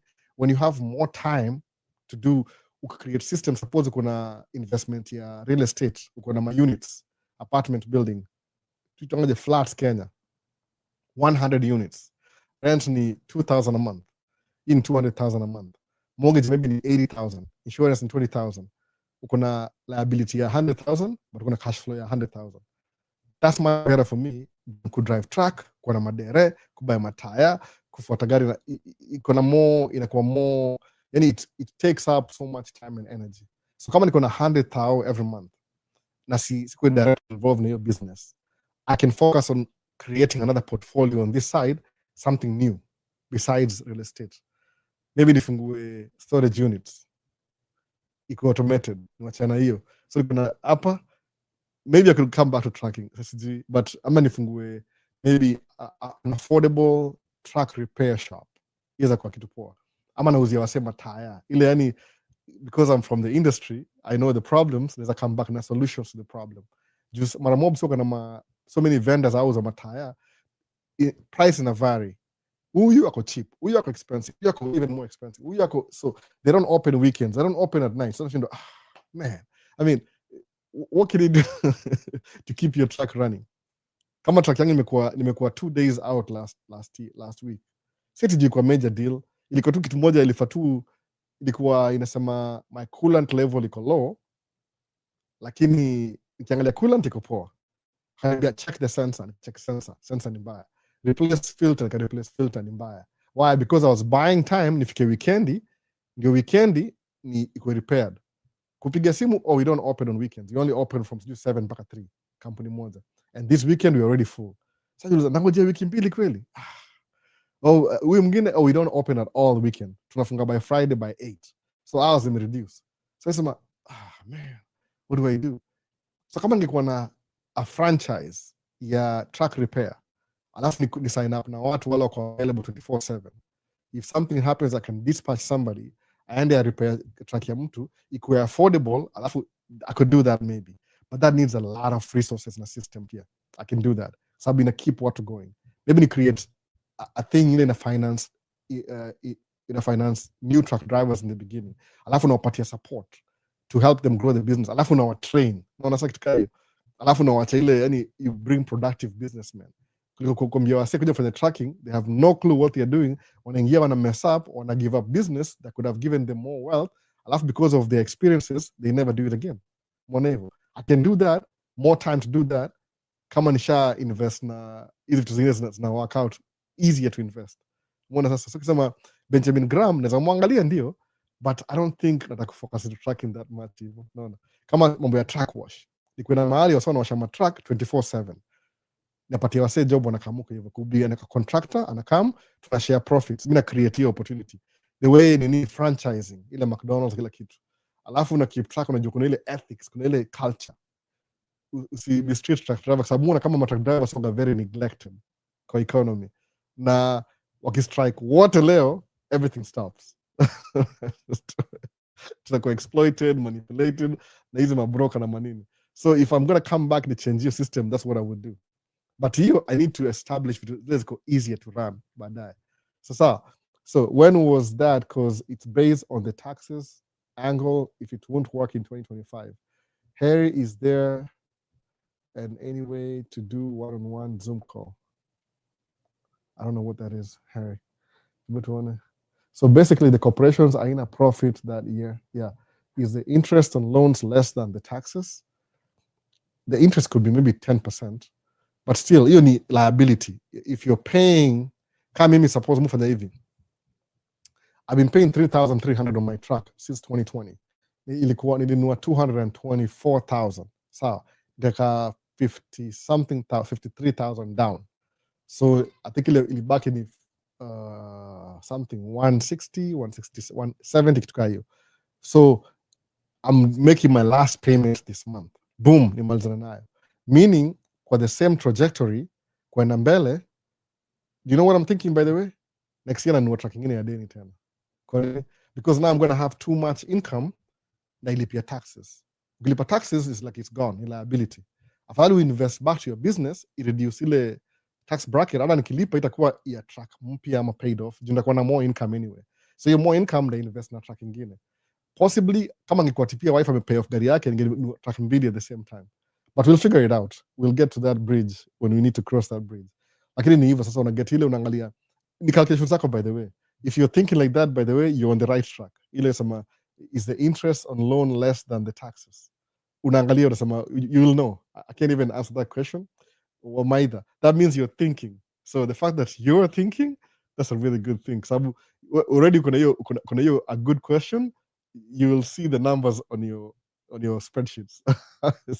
That's what I can say. Sababu ikiingia personal nakwambia vitu zangu personal na si poa kwenda vitu personal kwa nini kwa internet. You never know who's watching. No. The fans are watching. What money? Ini quote ya alitakaje urapa Lil Wayne. Yesemangaje. Oh, the fans are watching. What money? I make money. I make paper. Oh, the fans are watching. What money? So and I gave a story to if the fans only knew how much money he makes from that stupid song. Woo, mtaboeka. So when was that? Lua Gembe. When was what? Let's see. Come on, I mean, you said anything. Uliuliza wapi yo Lua? Sielewi kabisa. When was that? Ah, man. See in your context, bana. When was that? Because it's based on the tax angles. It won't work in 2025. Lua Gembe. Maybe. I don't know. I don't know the context. Contrary to manini. Manjoro asemaje, is it true banks give out loans low as 5% interest loans? Yeah, actually it's true. It depends na, the higher the investment, the lower the interest. Kwa nini? Sababu when you get a loan, itakuwa story mob. Much I could simplify because of the nature alive. Itakuwa a whole lesson. When you make more money, kuna scale flani hivi. Kama tuseme una generate tuseme $1 million a month, every bank wants to work with you. Kwa nini? Inaweza simplify hivyo. Kwa sababu your money, your income every month, ukiwork na bank, that means they can take a bit of they can use your money to make themselves more money. Inasema hivyo, simplifying it. No. How much are houses going for in Tatu City with the Unity homes? 1 bedroom become 70. I was converting to US dollars. So get my point. It makes sense na US dollars. So kuna the highest three bedroom, ile kuna extended balcony, ni 120,000 US dollars. The lowest 1 bedroom ni 65,000 to 75,000. Kuna different rates. So utakununua through Unity Homes ni 4 payments, I think in 2 years. 25% to the beginning, 25 due after how long? 25 mpaka ulipa yote. Payment plan, 2 years. Ukitaka kubuy, you can get a mortgage through this African Development Bank, na International Monetary Fund, through the government of Kenya, through something trust, through KCB na local banks. No. You can get a mortgage. ya 10 years, 15 years, 30 years. So according to me, the only figure nakumbuka just ni na one time, kama tuseme nikichukua kitu kama one bedroom, my payment a month ya one bedroom ni $300, which is freaking no money, by the way. Yani nisikia kusema, oh my goodness, $300 a month in one bedroom, but hii ni mortgage ni depends how many years, so it's about $300. Naweza buy ngapi? Naona hiyo disposable income, naona. But am I gonna make $300 back? Mtoko Kenya is quite different, because utapata labda you can only rent that house for $200 a month, so you have to come up with the $100 extra kulipa hiyo payment. But $300 come to come mimi, that's nothing. At least niko hiyo how already, by the way, hiyo one bedroom. So kama ni 3 bedroom, it could be maybe $700 to $1,000 a month ukichukua mortgage, depending on how many years. So kwangu 300 ni nishabuy how already, basically. Kuna bonga naye jana, msee mmoja nimesema jina yake, sema jina yake sahihi ni najua jina yake, bado tukabonga naye jana, sema tu tusikie tu hiyo story ya dollar, tukaconvert, sema man, you how tuko nayo already. It's very affordable. You break down into mortgage na 10 year, 15 year, whatever the interest is, it was 9%, doesn't matter to me. So mimi ni mtu what kile mini build hapa hivi states, as long as ina create cash flow, chukua debt, as long as ina cash flow. Kwa nini? Sababu cash flow will pay the debt off over time. Hapo ndio principle hiyo inasemaje, time is more valuable than money. Sasa ingisha hiyo kwa kichwa yako, kwa mindset sema hivi, time is more valuable than money. Kuchukua hiyo formula usemeaje, I'm buying Tatu City ni $300 one bedroom a month. Hiyo ni Airbnb, by the way. Niza buy ngapi sasa tuseme hivyo? How many? So, kama you got 1 2 3 4 5 6 7 8 equal 1 2, okay, 1 2 3 4 5 6 7 8 9 10 11 12 13 14 14 units per block. Ukiniuliza mimi naweza buy 14 units yote, unaona, large scale na deni city na deni. So nitafute local bank, seme do they allow me to do that? If they can allow me to do that, you need 300 times 14. Sawa hivyo tu, so itakuwa $300 times 14 units, you need 4,200. You need track payment hapa moja na buy the whole unit. How much does it make me every month in the beginning na market rate? Maybe ni less than that. Sababu sema ile story ya it could be kurent itakuwa less than that, but kama ni Airbnb, you might get your money back. Haitakuwa profitable immediately, but just give it like until the project is done, alafu equity home hand over to whatever. Woo! Hivyo sasa mtu build. Could build wealth ni patience, na ni slowly, na ni when people are not seeing. Ni very boring, by the way. The boring things will make you a lot of money. That's what muangalia hivyo. So if you have to borrow money to do something, kama ni liability, usi borrow money to buy liability. Hiyo ni kama umejikisha twice in debt. But if you borrow money to create cash flow, always, man, always. Hata kama ni 20%. Itakuwa 20% the first year, ikuwe 30 the second year, ikuwe 40 the third year, 50, 60. Before you know it, itabaki labda kuna 100% na kuna liability. Kama truck yangu sasa iko na mbele after this month, itakuwa tuna drive truck, the only liability ni repairs. So meaning I won't quit making the payments. I'll still be making payments every month as usual. Kwa nini? I've been surviving with the payments anyway. The difference ni sina hiyo book hiyo mse, ikapi mse. I need to buy, lazima ni buy books na hapa permanently. Ama ni cover. Sema hivi. Aitonga Dave Ramsey, Total Money Makeover. You sema when you're finished paying for stuff, kama like you have a truck, when I finish paying for the truck, what am I going to do next?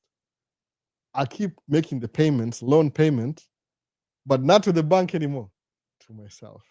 So that's it. So it took me 5 years to get to the point I could make payments to myself. Am I losing anything? No. Ni 5 years. Could I say, oh no, I can't do 5 years, it's a long time. Then when are you going to do it then? Sababu kumbuka, there's a procrastinate 5 years ago. Guess what happens 5 years after? You're still procrastinating. Umelose hiyo nini yote ya 5 years. Time is more valuable than money. Your formula. Ingisha kwa anything you do. Time is more valuable than money. Sababu, if somebody gives you $1 million, example here, Myron Golden, alafu you have bad health, Out enjoy your 1 million. You have the money, but health and your time, you need time to spend it. No. So time is more valuable than money. So kama utaomba debt, siangalia ati ni 8%. It could be 8% in the beginning because you're getting started. Kumbuka vitu zongaje ni front heavy, ni hard in the beginning, easier later. Kwa nini? Watu wengi quit because ni hard in the beginning. Hawajui that's the only window, the only door, the only entry point ya hiyo story. Juu hiyo story ya 300 a month, hiyo haitakumekia 200, ni less. Lakini ina appreciate every year. So I should get the guy niongee naye tena. Sababu I knew it come kwa live. Ama tuende tu naye live tu. Sijui kama kwa loud, unajua namuuliza. Naweza kama tukaa hapa chini akwe guest wangu wa kwanza. Juu he's visiting anyway. Namlipa by the way, namlipa. They come up ongea na wase live, alafu tukulipe wase ulize maswali. No. Itakuwa poa hivyo. Juu kuna wase labda ina make sense hapa hivi. Hebu tuone nimemiss anything hapa TikTok. Ama YouTube. Nasahau YouTube, musahau saa zingine. So Albo, in Kenya, we don't have rental history. That's also challenging. Rental income collection. However, if you have a designated company to collect for you, yeah, you can do that. Collect for you. Maisha angalizo ma options. Nisemaje, one of my friends akisema na Kenya kaongea nao say haiku make sense kwake. Aliongea na kila mtu, haiku make sense. Juu kuna vitu, unajua before you get into investment, mwanga very optimistic. Unasema I will try it out and fail. Na allow you to fail. I allow the failure rate. I'll try and fail. Nikisha fail, then I'll learn my lesson. Bora failure sikuwe mbaya sana mpaka ini throw off. Iko tu ile enough ya keep me going. So Elijah Malen Masasamaji, hi man, as a new immigrant, how can I be able to purchase, for example, a car without credit score? Ilipa to cash. That's what you do. But if you want to buy the credit, lazima utakuwa build credit. So how can I raise my credit score as a new immigrant? Elijah Malen Masinde. I don't know how to tell you exactly. Nipigie simu uko States. You know my number? Enda kwa YouTube, ifaje. Maisha States description section ya YouTube. My phone number iko available. Usinitumie email, hii nikiongea kwa simu. Nipigie simu Monday through Friday. Hii kama Maisha States ni full time job, Monday through Friday. Nipigie simu ndaongea na wewe. Weekend sina bahati. Juu familia. No. Mwishi kwa vibaya sana weekend. Besides live, I don't have any time anymore. Unless I drive somewhere for 2 hours or something. So Elijah Moline Masinde, if you're serious about this, nipigie simu alafu utaniambia what you're doing, alafu nakupatia a little bit of information how you can build your credit. Ita make sense nikwambia. Kwa live hapa ita make sense. Nitakuwa naongea, nitakuwa na try I'm stepping on eggshells because I don't want to touch you on your. Nipigie simu itakuwa mimi na wewe one on one. Umeona? Imagine free consultation ya build credit alafu kama uko serious tafute. Angalia namba ya simu hapa, piga simu, enda YouTube Maisha States, angalia namba ya simu, ni text next week on Monday. Ikipata time niko kwa airport kesho. Airport ndogo, si big deal, airport ndogo. Nikipata time, sometimes soga tunafika pale tunangojea before tuingie. So kama nangojea nikiangalia kama nina 10 minutes nitakupigia simu alafu tutaongea. Sasa, can I borrow money and invest in Kenya? Ama they need to show what you're going with that. Itakuwa hard kuborrow Kenya kwa sababu kuna vitu big mistakes. You can, it's very possible. Kumbuka you're borrowing money from United States of America kwenda kuinvest Kenya. I make sense because US itaka ile if you borrow money in the US hapa hivi itumie hapa ndio iko yani iwa benefit hao wenyewe. I think ukisema I'm borrowing money to go invest in Kenya, that's not the right approach. Sema hivi, let me save money, use your own money to go invest in Kenya. Sababu hakuna risk in your own money. But if you borrow somebody else's money, for example, kama bank, you can maybe it's interest rate say kama 6%. Suppose you borrow money 60,000 when ununue Tatu City, ununue apartment Kenya, alafu ku Airbnb. Mona. Then 60k Airbnb, then you patina kumikia 40k a month. That means you're losing 20k every month Kenya and you're paying over here. No, sasa. It's a terrible way kuangalia investment. Lazima we make sure it has to make sense. Why don't you do this? Save money in America, cash, then go invest cash in Kenya periodically. So I'm gonna save money, like it's not somebody else's money. Kwenda invest a market that you're not even sure of. Peak pesa yapa hivi, save your own money, uchungu kabisa, take your money yourself, go invest in Kenya. Itakuwa more serious. Juu, in case things go south, hauna interest ya mtu hapa, ni tu uko bad investment huko. Unaona hivyo? Experiment. Kama hiyo disposable income. But kama tu ni kitu ni feelings, I feel like I should do this. Lazima niwakilishe mtaani. Alafu borrow money hapa 6%. When Kenya could buy properties, sijui ni how many percent? Ni kama it's like your main goal ni kumake loss. The profit. Itakuumiza. Your samaje, which is the best expression. Horse na carriage. It's like you're jumping the carriage. When ni horse uko mbele ya carriage, yani uko nyuma ya carriage. Unataka tu carriage, horse push carriage, si carriage, horse and carriage. It makes sense by the way. Siku hizi horse hizo pull na trailer. Kitambo horse zina pull trailer. So it's like you're going the opposite way. Don't borrow money here to go invest in Kenya. Save your own money alafu invest Kenya. Kwa nini? Hauna risk. It's your money. Ukilose, umelose. Who cares? You can always lose money, but time is more valuable than money. As long as you have time, you'll make that money back. Hata kama ni bad investment, utai-rescue as long as you have time. Sasa, Elijah, kama uko serious, you could say something like, this, that. Alafu unasahau uko serious, you just kind of, this is the first time with information, you're just brainstorming bado. No. It makes sense, but ijashikanisha bado because you never thought about it. Think about these things. Ask yourself some really good questions. Is it worth it? Niende niombe 75,000 kwa bank, ni buy Tatu City cash. Yes, it's worth it. But what's my game plan? That by how cash paid off? How much is it making? Some money. Is that money enough to pay this loan over here? Probably not. So I'll go deep in my pocket again, kulipa loan. But what's my game plan? I'm hoping 5 years from now, nikipay off hii profit yangu nengoja, it's a 5-year project. Sawa, that makes sense. But ile immediately hivi, na una struggle, itakuumiza. Umeona? Kama sasa sama Elijah, sama I just got here, you're trying to build your credit, alafu umepesa kujenga how Kenya. Hiyo ni emotions. Hiyo si real. These people you're struggling to impress some people. Honestly, I don't know, something. No. Itakuwa emotional, itakucost. Utalearn the hard way. This jaidu kitu hiyo. I don't think so. Musema kama na invest Kenya, my money, no risk. Alafu ndio una invest Kenya. Alafu returns ni how much? It could be low the first 5 years. After 5 years, if kind of catch up, sawa. Kama iko mbaya, tuuze your property to move on, tuanze ingine tena. But real estate you appreciate every year. So you can't go wrong na real estate. Utapata by the time umemaliza 5 years, ime catch up. No, ime catch up. Same thing na tracking, by the way. Same thing na tracking. Kuna vitu wenu unaangalia trajectory. Don't ever think of something kama ati what you see now.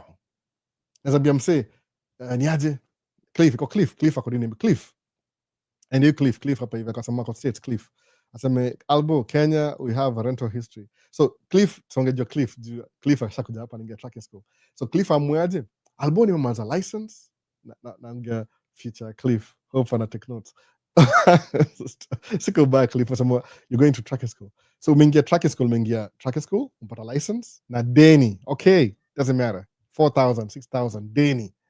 Umeingia tracking, they're paying you peanuts in the beginning. Okay, don't worry about it. Any time, no. Hopefully your wife are gonna do. So umeingia tracking, umeingia the first 3 months, umeke do yote by the way. Unashinda hii do tracking iko wapi? What are you building? Una build experience ya kuhandle equipment. Sawa. The first minika 2 years over the road. Nikilipwa peanuts, by the way. Peanuts. But I was building my experience. By the time nakamkuendesha mse local, I knew how to back up, how to turn. Jukumbuka over the road nipata accident nikidrive kwa snow.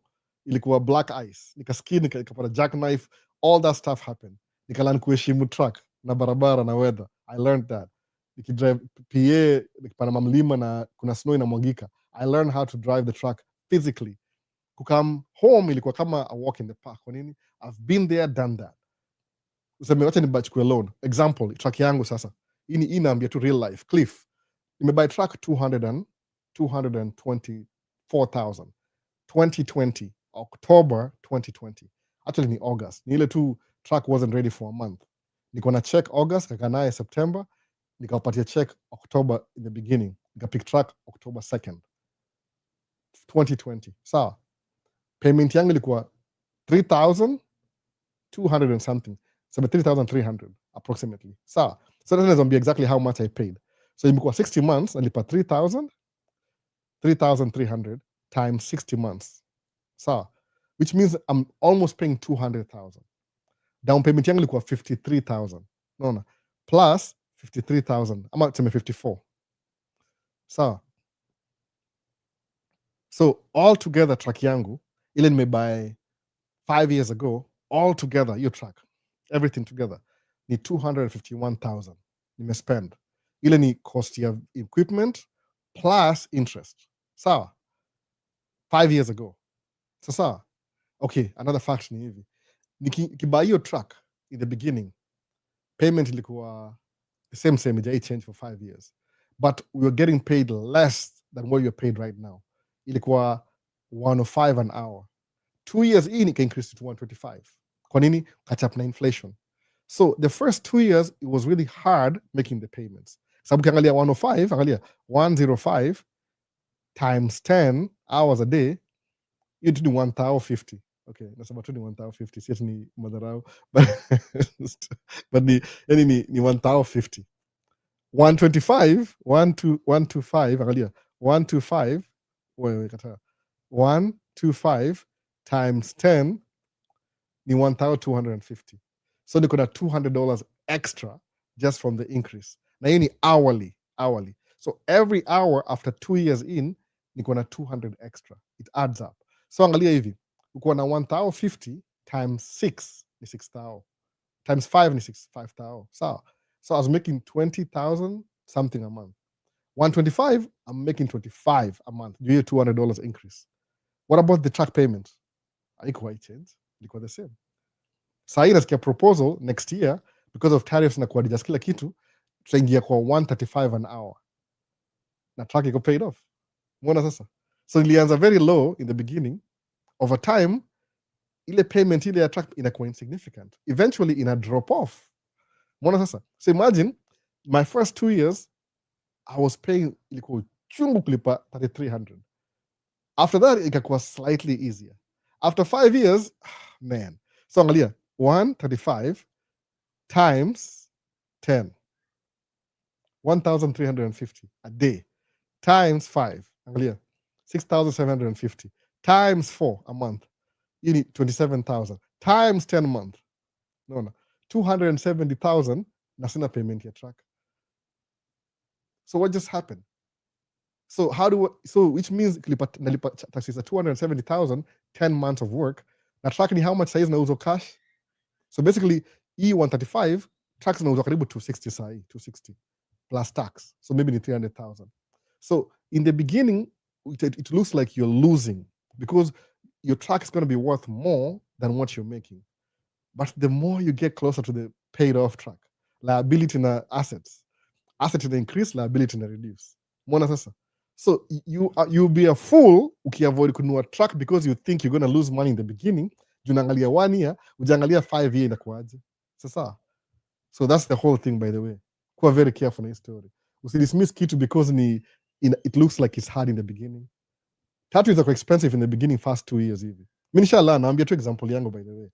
So hii nakona make, so which means kama niko nikisave money on my taxes because niko na expenses, which is liability kwa profit.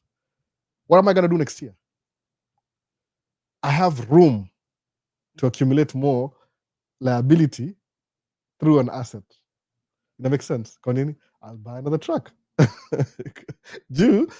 Even if I buy another truck, sahi, niko na payment kwa hiyo truck mpya, I still have enough money ya kulipa ile truck ingine because one of this truck is paid off. No. What about the current business environment, Peter? Which business environment? Are you talking about my construction company? Ama over the road? Sabu, you can generalize the business. Oh, trucking industry is suffering in the whole of America because of tariffs. Is that true? Ama, is that true? Is that really true? Do I look like I'm suffering, Peter? Is that true? Of course, iko slow, but kuna advantages. Mimi nimekuwa hapa for a long time. So is that true? Is everybody suffering? There could be a 30% that nothing changed. No. It depends. That's not true. Suppose, Peter, you want to do this business. Are you going to be driving every form of trucking? Kuna wase wao deliver oxygen. Kwa sababu deliver fuel.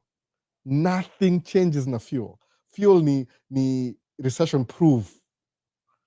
Best yangu deliver fuel. Victor, you think ita reduce? What's going to reduce na trucking yake? Kuna hazmat, kuna truck yake. What's going to reduce na fuel? People are still buying fuel, whether the economy is good or bad. Construction, you're still building roads. Sababu hizi roads za construction, au fanya hivi, au mpira nitafuta. Like time yangu imeisha. Out after. Yes? Oh man, ametuma mtoto. So story itaisha hivi saa hii. Yes?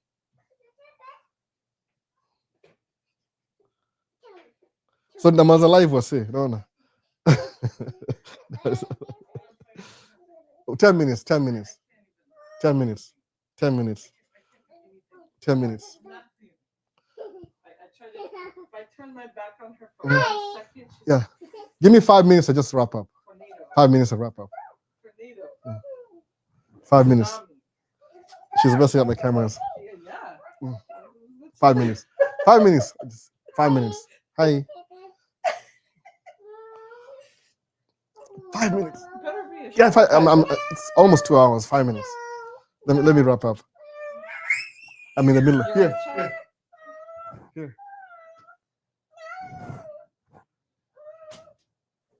Yummy. 5 minutes. Sasa, so umepatikana leo. Amepatikana kila siku siku hizi.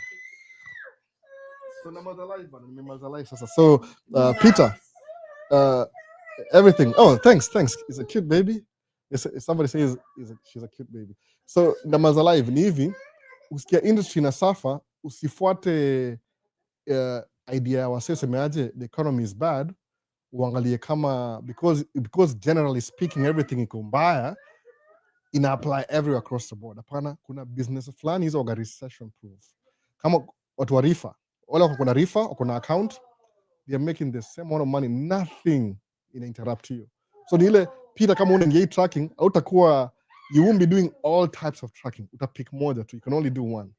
Ukibuy hao yako watu waseme biashara ni ngumu. So watu wadosi nani semanga hivi, Warren Buffett semaje? Warren Buffett, when the shares drop, you should be more hungry. When everything is good, you should be quote, kwangaje, economic kidunda kuwa more greedy. Unaona? Economic improve kuwa more worried. Unaona hivyo, ni kama opposite ya kila mtu. So lazima kuwa optimistic. Usemaje? When things are improving, kuwa worried. When things are reducing, kuwa more greedy. Kwa nini? You buy things when they are low, ziki increase, you'll make profit. Unaona? Jibu kesho basi. So Peter, si kila interest ina safa. Kuna wala kupoa. Okay, YouTube. So naanza TikTok hapa saa hii, by the way. Juu saa hii sina choice. Nimeshi hapa. Kumbe this I look like na red. Nimevaa red ni ngaji. Hata kofia. Tunamaliza kofia sasa kofia. To gangster. Sawa si. Tamaliza TikTok baadaye basi. So see you next week.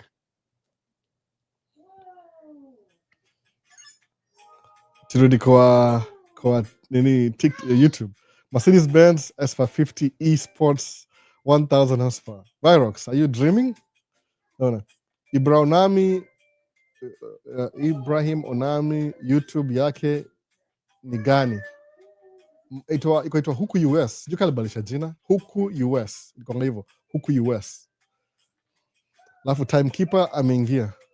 Hiyo nitafuta. Akinikosa kamelala nikianza live.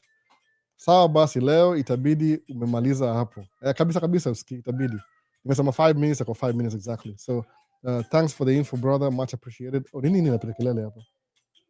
Dismiss. Oh my goodness, could notice hivyo. So thanks for the information brother, appreciate it. God bless you. Sawa sasa, namaliza video sasa. Baadaye. Peace, see you in the next one. Tutume baadaye basi. And live.